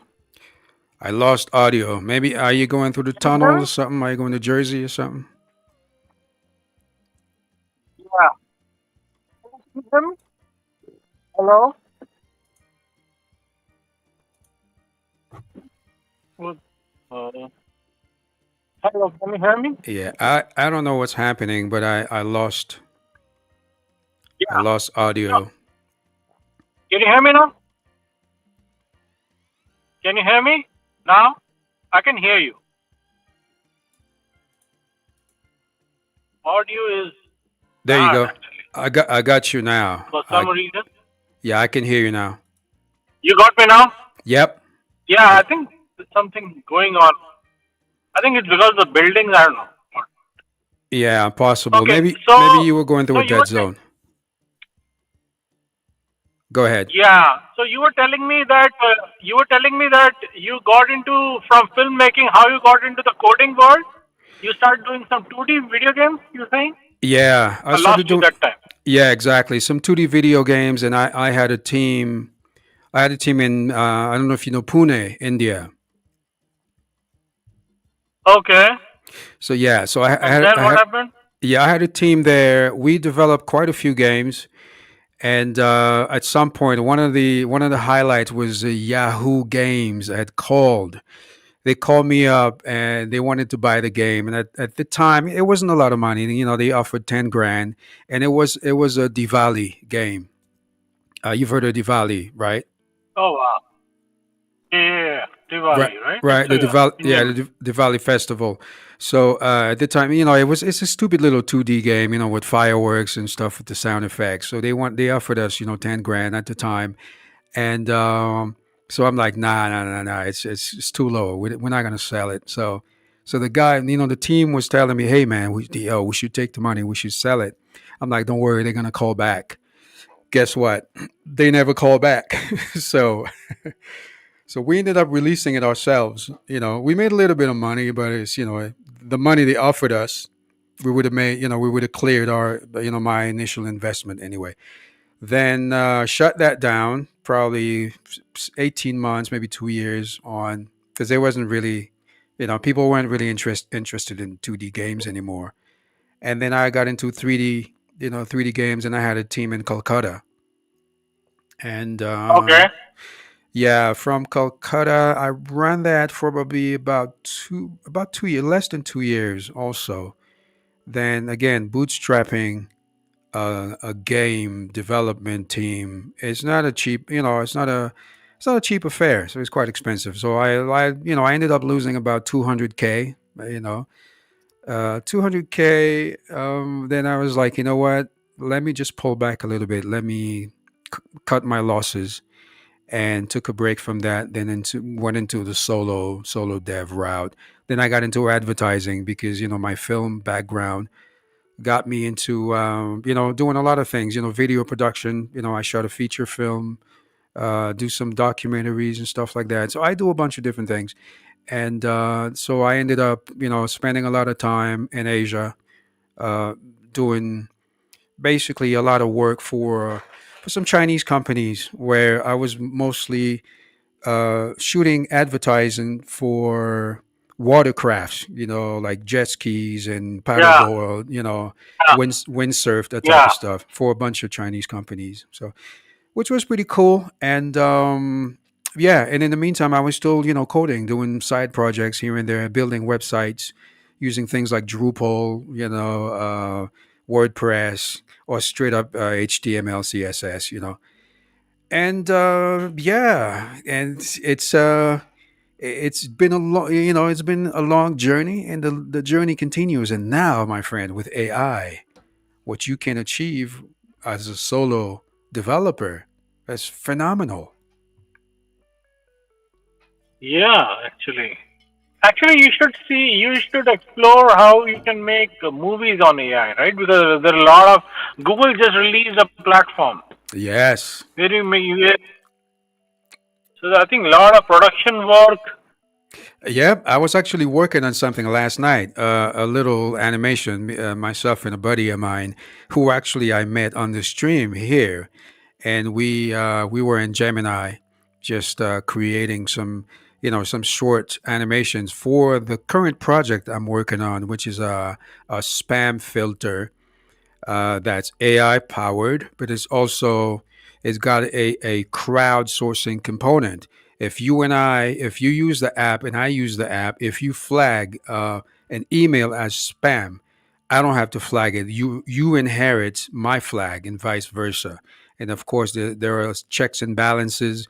If you flag something that's never been flagged before, it won't automatically propagate through the system. It will put you in a bucket that will monitor. If we set up a threshold, let's say if 10 people or 50 people flag you as spam, then we will block you system wide. So if anybody uses Guardian Inbox, you inherit pretty much the flag, the spam flag, which is what I'm working on right now. I think there could be even more. There could be even more beautiful use cases. Maybe in the way code. Hmm. I think there will be a new coding language. I'm guessing because Um, if the AI will start doing the code, right? right. Then humans need to have their own vocabulary. Yes. Absolutely, but as it is now, right? When it comes to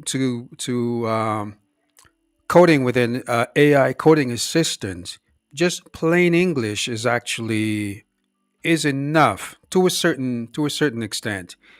And what I tell a lot of the guys who are new to coding and they're trying to get into vibe coding, what I tell them, it helps if you have some basic knowledge about the concepts, coding concept, whether it's HTML or CSS.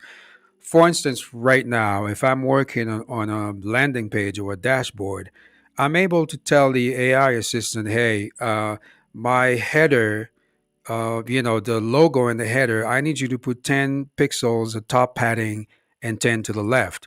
So, you know what I mean? So the AI coding assistant will understand rather than telling the AI assistant, hey, I need you to put some space between here and there. Then it's kind of vague, but Yeah.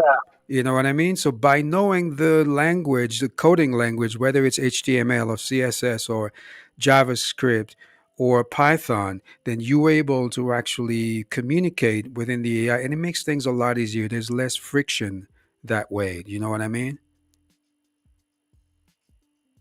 And the debugging, right? That how the debugging will happen Right. of Well, like an enterprise, like in an enterprise, right? If we yeah, bring in yeah, exactly. Definitely. because we have I have few people and all the new generation employees, right, who are just fresh out of college, right? Right. So they are my people are saying that they just copy code from GitHub Uh-huh. and try to move that into production. And in the enterprise, right, there's a process in which the senior lead will review before Ye- you move the code into production. Yeah. So when they ask, right, what the hell this code is, they have no clue. You see what I'm saying?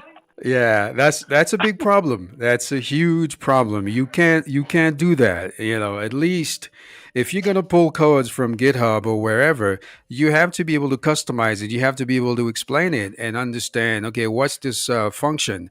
What's this API call doing? Why is it here? What is this this Yeah. if statement? What is this for loop for? It's not necessary. So if you can't explain that, you have no business being in an enterprise environment.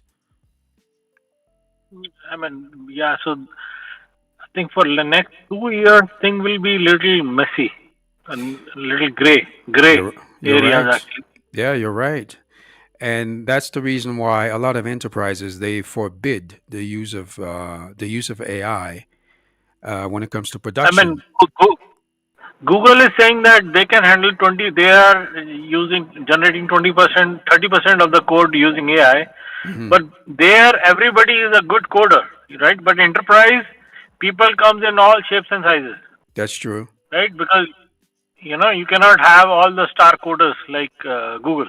Yeah, exactly. You know, Because the best, some of the best coders are basically poached by the big five. Whether it's Google, Apple, Amazon, and Microsoft, and what's the other one? Of course, now Tesla. OpenAI, of course.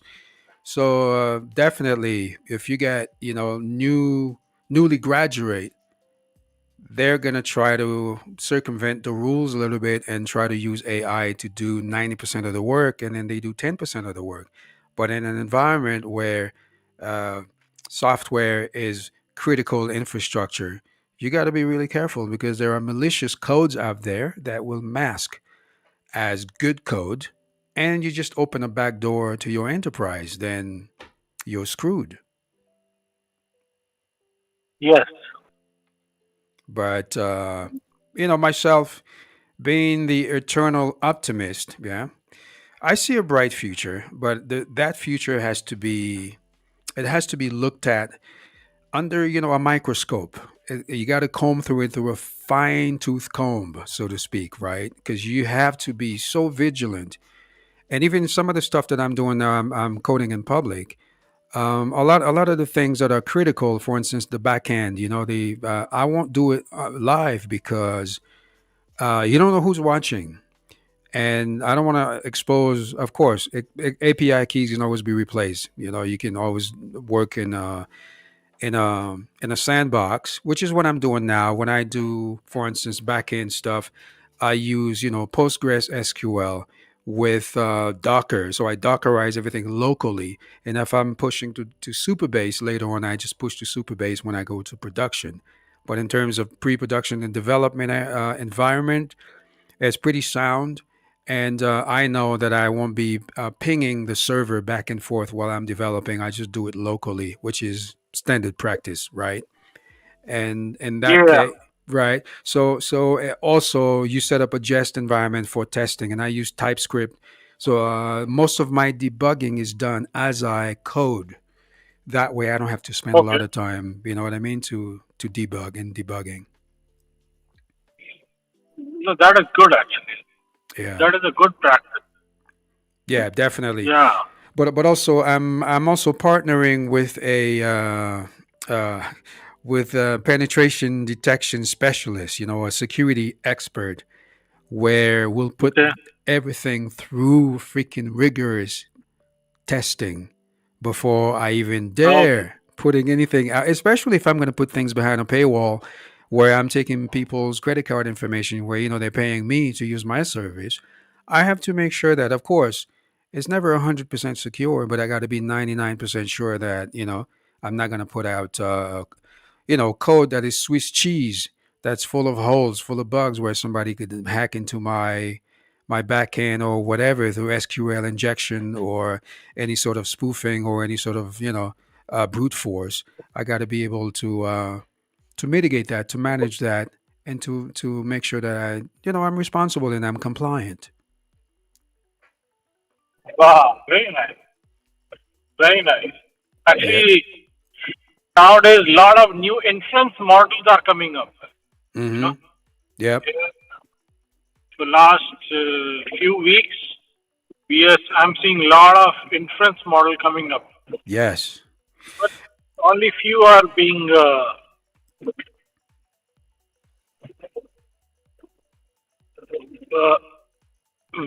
good in inference. Actually, Mm-hmm. still, Right. So what do you use right now? Are you using AI to mess around with a little bit of coding?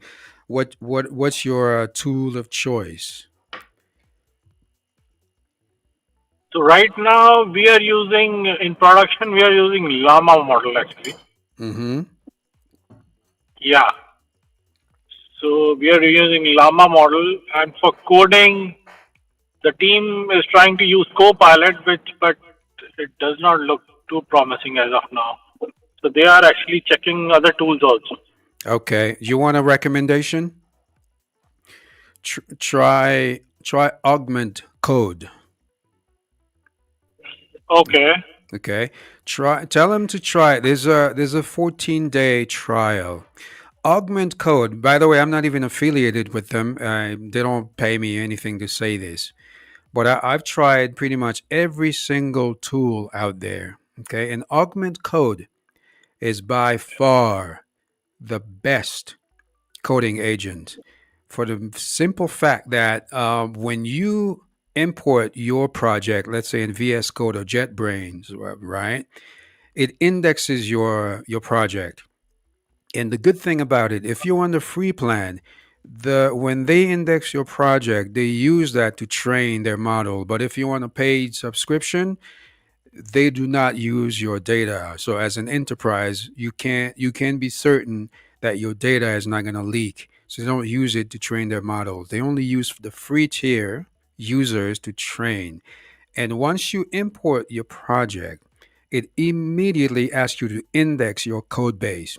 So it has the largest context awareness out there. Once it basically indexes your code, now it has the full picture. It doesn't really matter how big your project is. And in fact, in their advertising, they advertise is basically there to deal with large code bases. And I've tested this with millions and millions of lines of code. If I change something in my landing page, right, it knows. I don't have to tell it. If that email field, right, connects to an API Yeah. call and it connects to an endpoint, it connects to a schema in my database, it knows to fix everything down that chain. I don't have to tell it anything.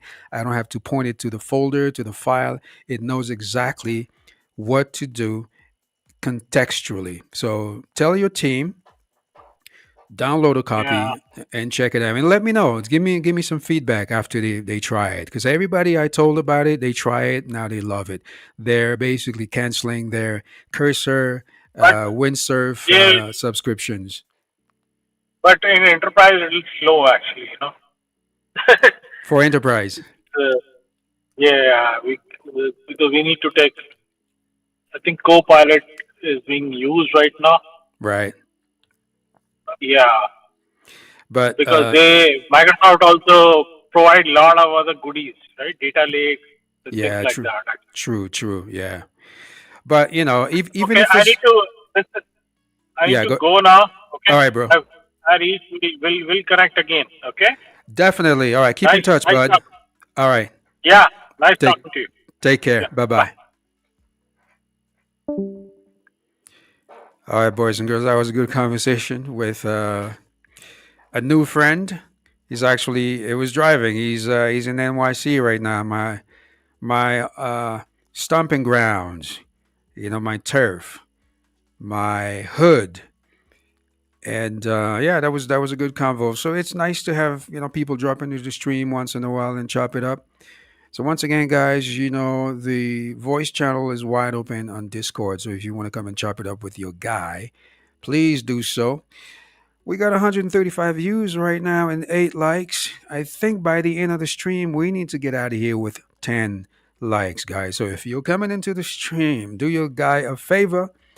Drop a like, subscribe to the channel if you haven't done so, because we're on road to 500 subscribers, guys. Look at that. We are making progress, and right now we sit at where we at 287 subscribers. My goodness. I remember once, when I had one subscriber. So now we're at 287. So let's go to 300. Then we're on road to 500 subscribers. So talk to your guy, drop a like. If you have any questions, hey, drop it in the comments section, drop it in the chat, or come on Discord. All right, let's chop it up. Let's continue.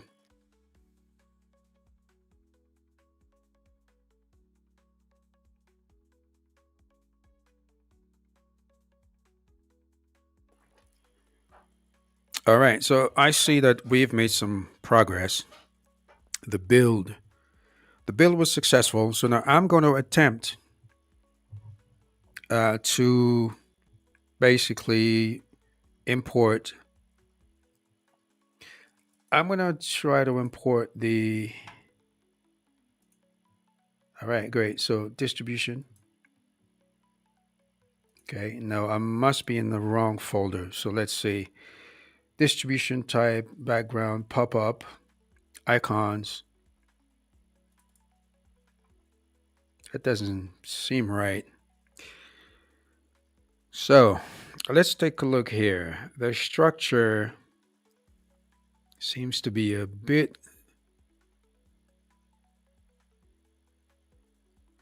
Okay, I see what's going on.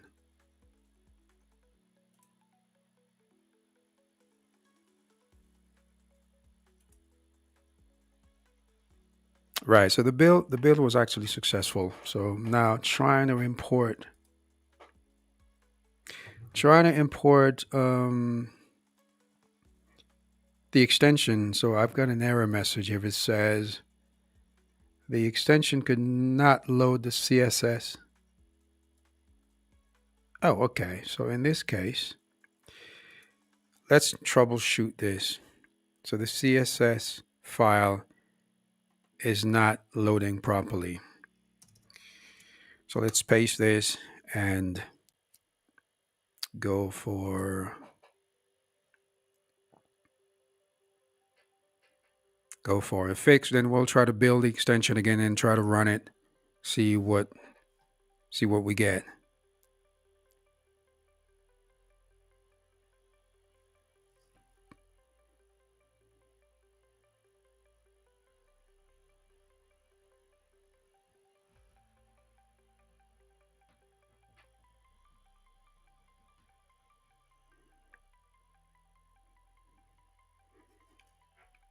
Yeah, so the CSS wasn't being imported properly. So let's see here, type import.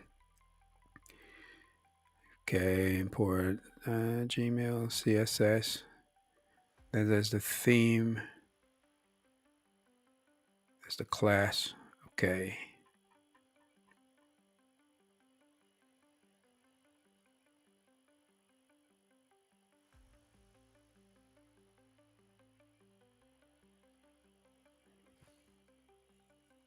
All right, we'll try to fix the CSS issue and then we'll run again.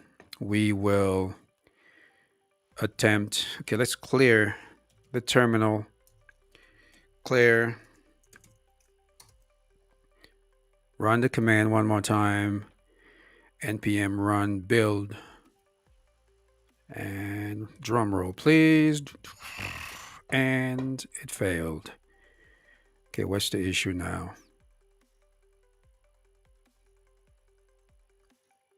Okay, the CSS for the Outlook button. This is actually it's not a big issue. It's just some of the CSS files are not being imported properly. So that's now been fixed. Let's run the build again. All right, boys and girls, don't forget, if you're new to the stream, just smash the like button. By the end of the stream, we want to get out of here with 10 likes, at least 140, 150. views. Okay. The plan today was to do. The plan today was to do 2 hours, but then we got into a conversation with my guy driving along in NYC as he catches the stream. So that was a very nice conversation. It's always nice to have like-minded people drop in the stream and talk to me via Discord. So if you want to join the conversation, just Discord voice channels wide open. So come on in, drop in, say hey, say hello. Don't be shy. I don't bite, guys. Come on in, talk to me. So we are running into some issues once again with the web extensions, the Chrome. I guess specifically the Chrome extension, because we're building the extensions for the spam filter, right? So we're tackling them one at a time. I'm trying to build the Chrome, then we'll build Firefox, then we'll proceed to build Safari, which is always a little bit more problematic because you got to run through Xcode. You got to jump through a lot of hoops because Apple, right? So we're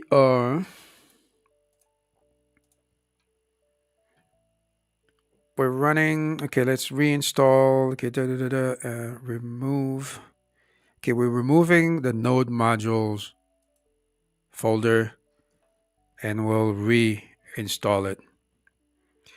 That's with all the dependencies, all the good stuff in there. So tsconfig.json is spitting out an error, but that's definitely because of the node module. The node module folder has been removed. Now we're reinstalling all the dependencies, so it's moving a little bit slow right now. Okay, we're done, and the folder should appear any second.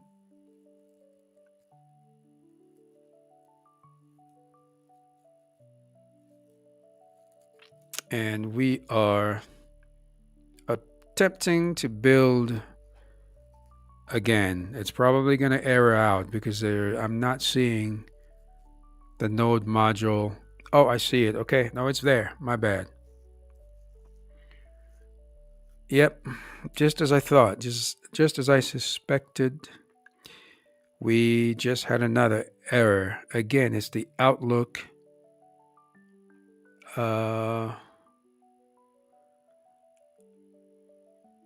Outlook CSS. Okay.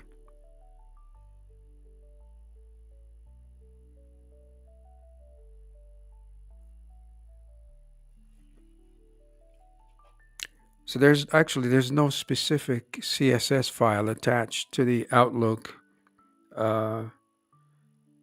TS file, but we need to import the CSS from the module, from the main CSS module, the global CSS module. All right, let's run it again and see if that fixes the problem, because we're getting an error again as soon as we run the build for the extension.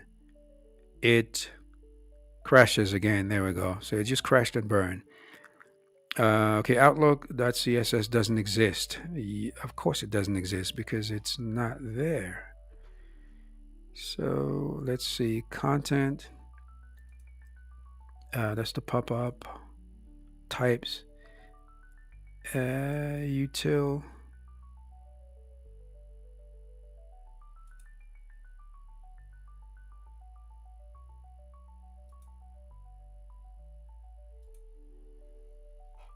Okay.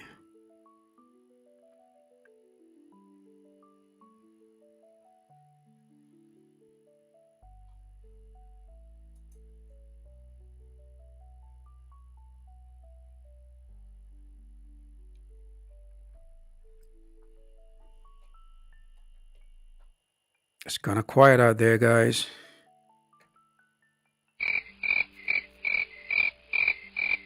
Crickets.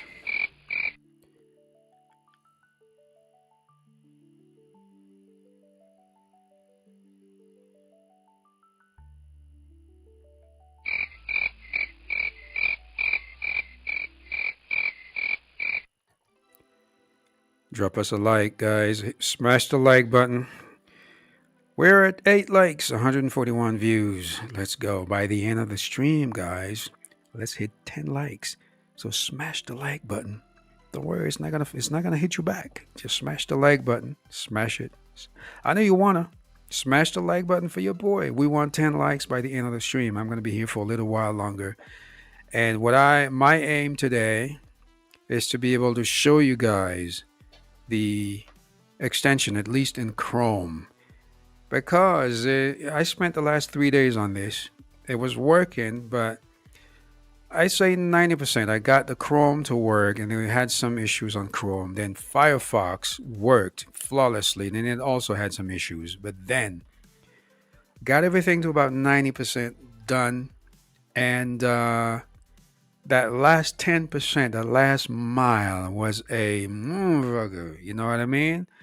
So so I ended up basically trashing the whole folder. I still do have a backup, but I wanted to start from scratch, like with a clean slate, and see how I can mitigate the problem, that error loop that I was caught in for pretty much this whole session. Right? It's been almost 3 hours, 2 hours and 55 minutes or so.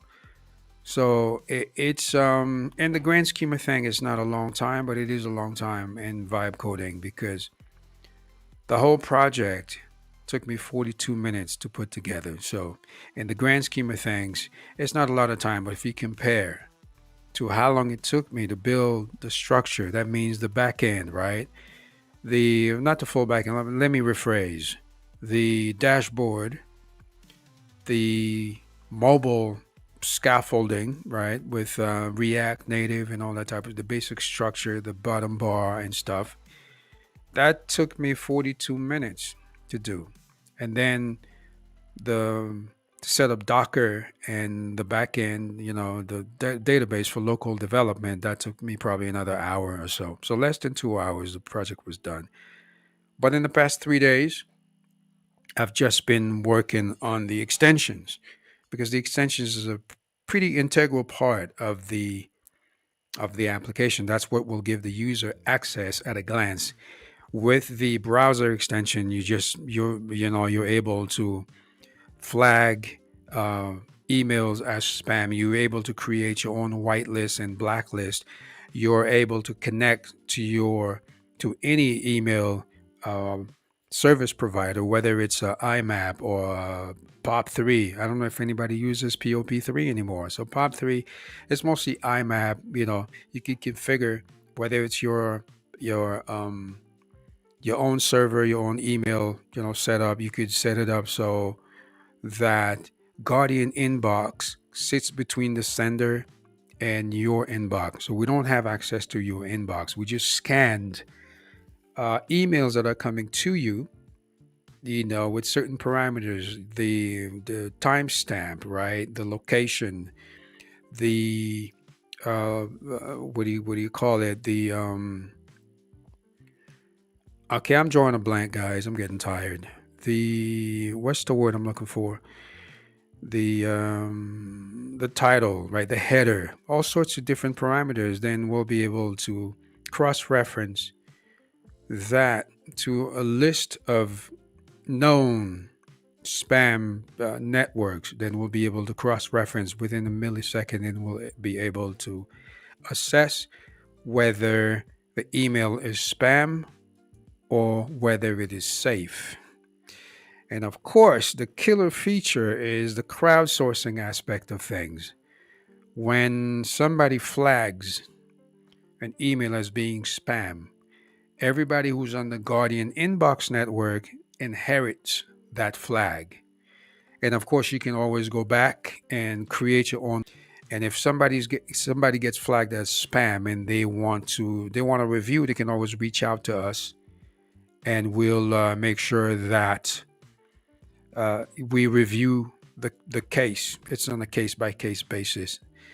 Therefore, we can, either whitelist you, or if you're going to remain banned because for whatever reason, whether your email address was spoofed, maybe you're on a on a trunk on an IP address block that contains spammers, by then you become guilty or spammy by association. So it happens.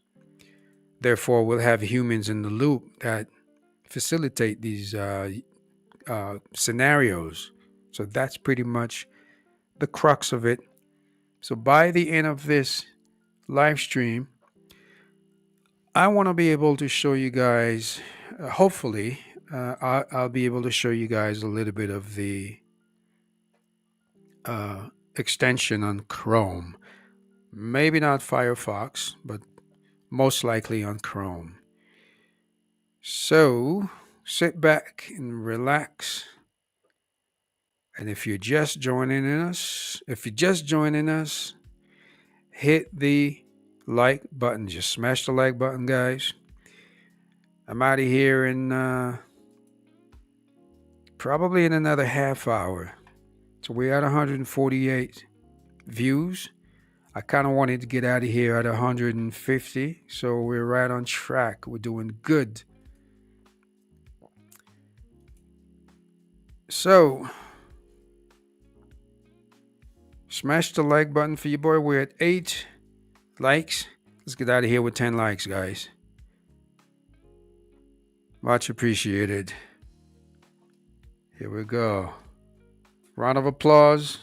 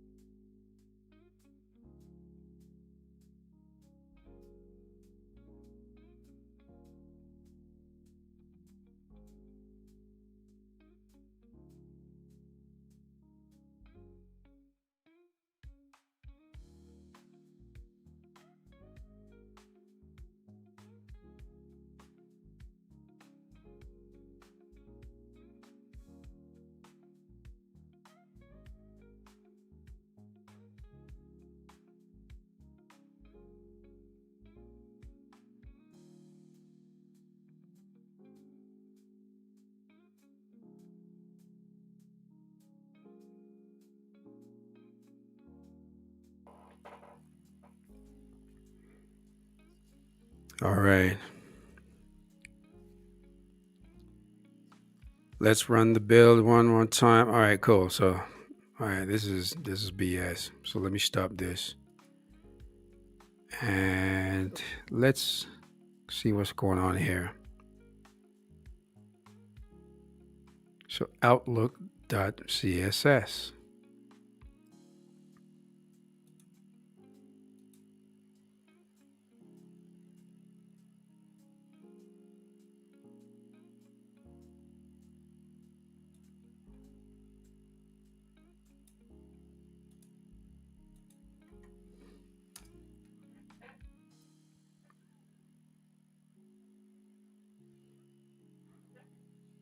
That's what's up. We got 150 views, guys.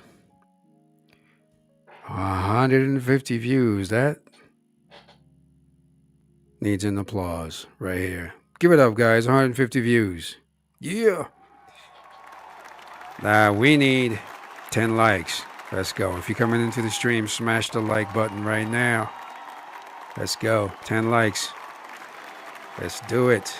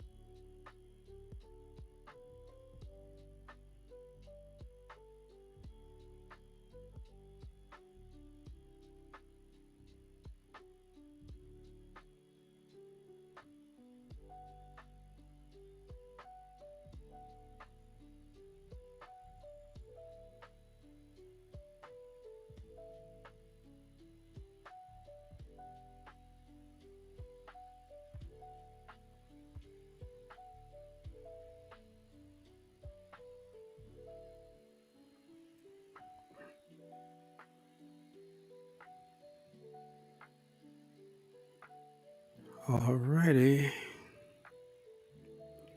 So we're still troubleshooting, guys. It's not looking good. I might have to I might have to cut the stream without actually being able to show you guys the progress, which is the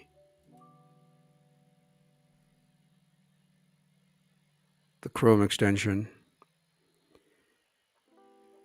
If not, we'll have to resume the build tomorrow, and I need to get this up and running because that's the only thing that's missing right now. So the CSS is proving to be quite problematic at this point again. So user, desktop, Guardian inbox, extension, source, content, Outlook, source, content, Outlook.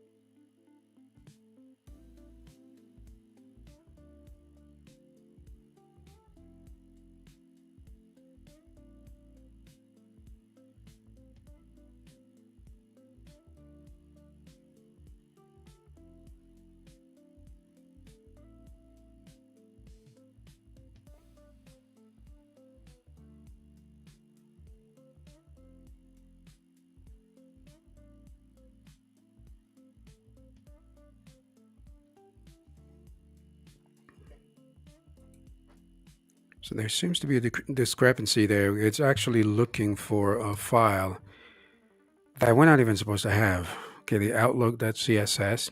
The outlook.css file is not supposed to be there.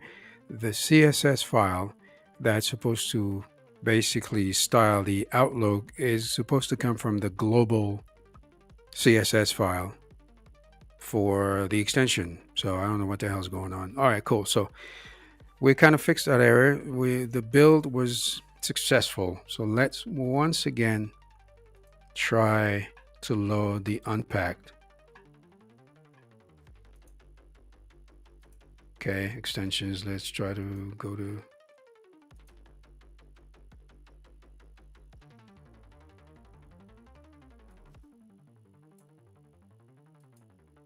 okay.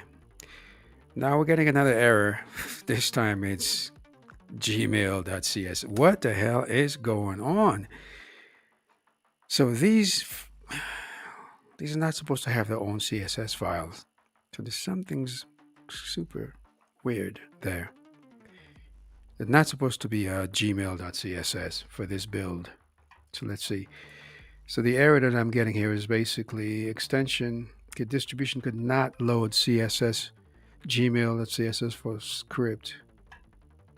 What?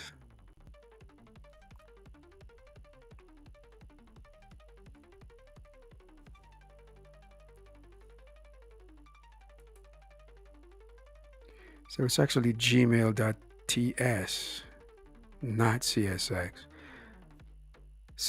rather. What the hell's going on? Okay, we've rebuilt.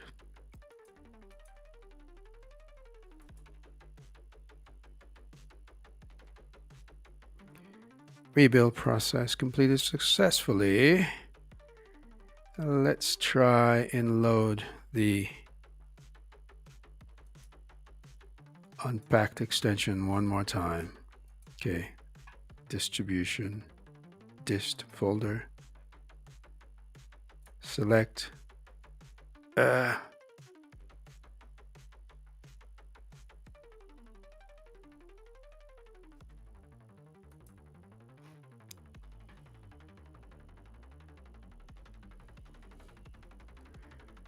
All right.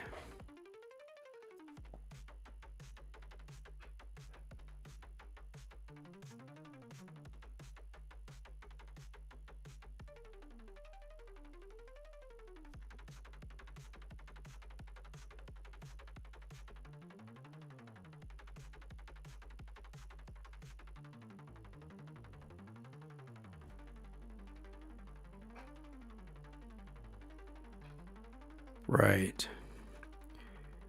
Okay, let's update the Webpack to handle CSS files correctly. Okay, there we go.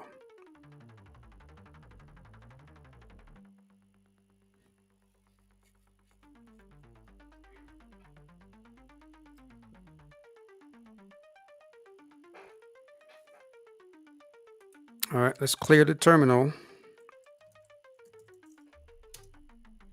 Let's run the build for the millionth time, for the gazillionth time. We're running the build again. What do you know? Successful. And I'm not even going to trust that. Even though it's successful, I am approaching this with a lot of trepidation, my friend. Let's see. Okay, well, yeah, it was built successfully, but it's still running. I don't know what's going on. It's not working as expected. The CSS files are not being generated in the distribution directory. I will modify the Webpack configuration to, okay, update the entry point to include the CSS files, right? Yeah, you do that.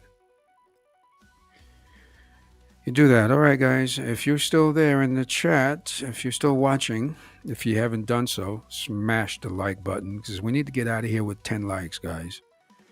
We're 157 views. Let's get to 10 likes. If you haven't done so, smash the like button. If you're coming into the stream, smash it. If you haven't subscribed to the channel, please do so. We are eyeing 300 subscribers.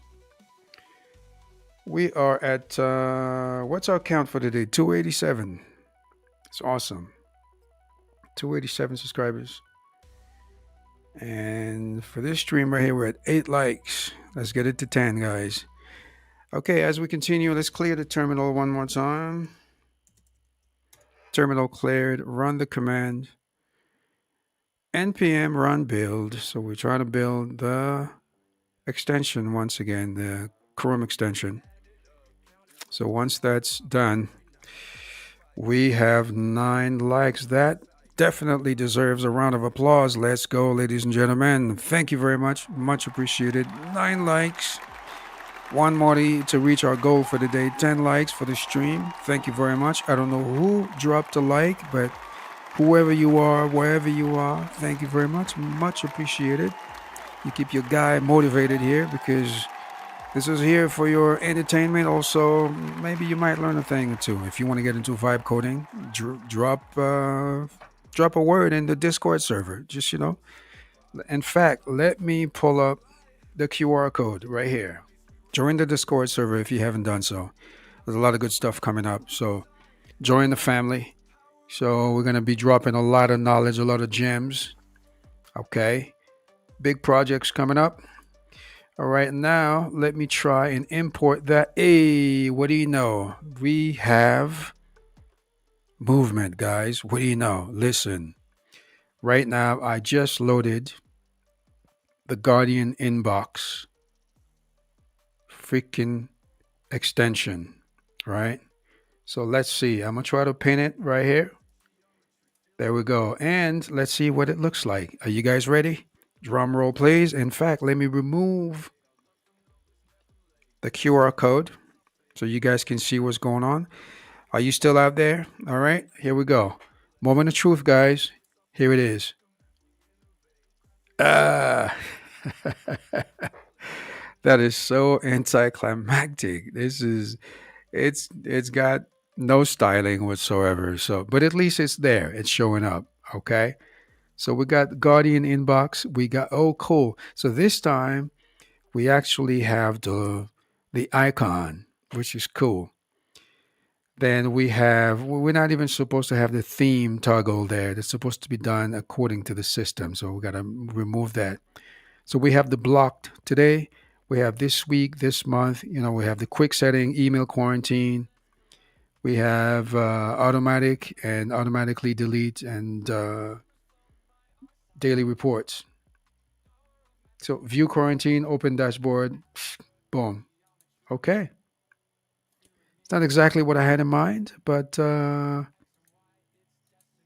we'll work at that. Okay.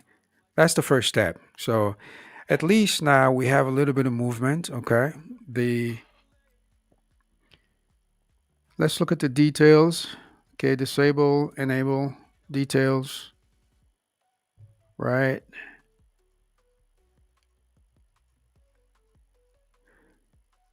Right. So automatically allow access to the following sites. This is my local. Okay. We have, of course, Gmail, Outlook, Microsoft Office 365, site settings, pin to toolbar. There it is. So you could either do it from here or from the toolbar itself. Allow access to file URLs, collect errors, etc., etc. Yeah. So we have a little bit of movement, guys.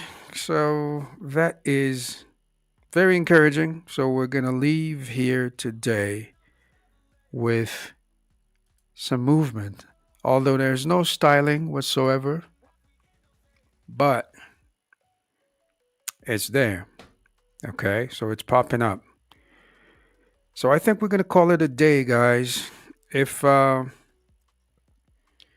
you guys have any questions, I'm still going to be here for another couple of minutes. So if you have any questions, just drop it in the chat and I'll be glad to answer your questions. If you want to talk to me, the voice channel is open on Discord. So come on in and talk to your guy. And within the next couple of minutes or so, we still have a couple of minutes to get to 10 likes. We had 160 views. I would love to see 10 likes before I get out of here. So do your guy a favor. Smash the like button to get us to 10 likes, 160 views, because now we got progress, guys. So I had to basically trash the whole extension folder for Firefox and Chrome and started from scratch a couple of hours ago. And then now here we are. We got some movement. Although the styling is not there yet, it's just a CSS issue. So I got to go in and style it properly and probably change a few of the features. I kind of like what I had before on the last build. I want to get it to that space again. So once that's done, Tomorrow I'll be back on the stream to show you guys the process again and to follow along on the journey to building my startup and building now over 25 projects. Okay, all being done on a dare, literally on a challenge. So the challenge was to build 20 projects in 6 months, and your boy did it and surpassed the number. I did about 25, 26 projects. So it's a great achievement. Now it's just a question of getting these projects up and running, host some of them, sell some of them, and it's a beautiful thing to be able to code all these beautiful projects and to do it as a solo dev and something that was impossible just a few short years ago. So, guys, thank you for hanging out with your boy. I need that one more like before I get out of here, guys. I need that one more like. If you haven't done so, do your guy a favor. Unless you want to keep me here rambling on and on and on about smashing the like button, I'm going to annoy the hell out of you guys. I'm just serious. All right, cool. So, thank you guys. Thank you for hanging out with me. And I'll see you guys tomorrow. Peace out.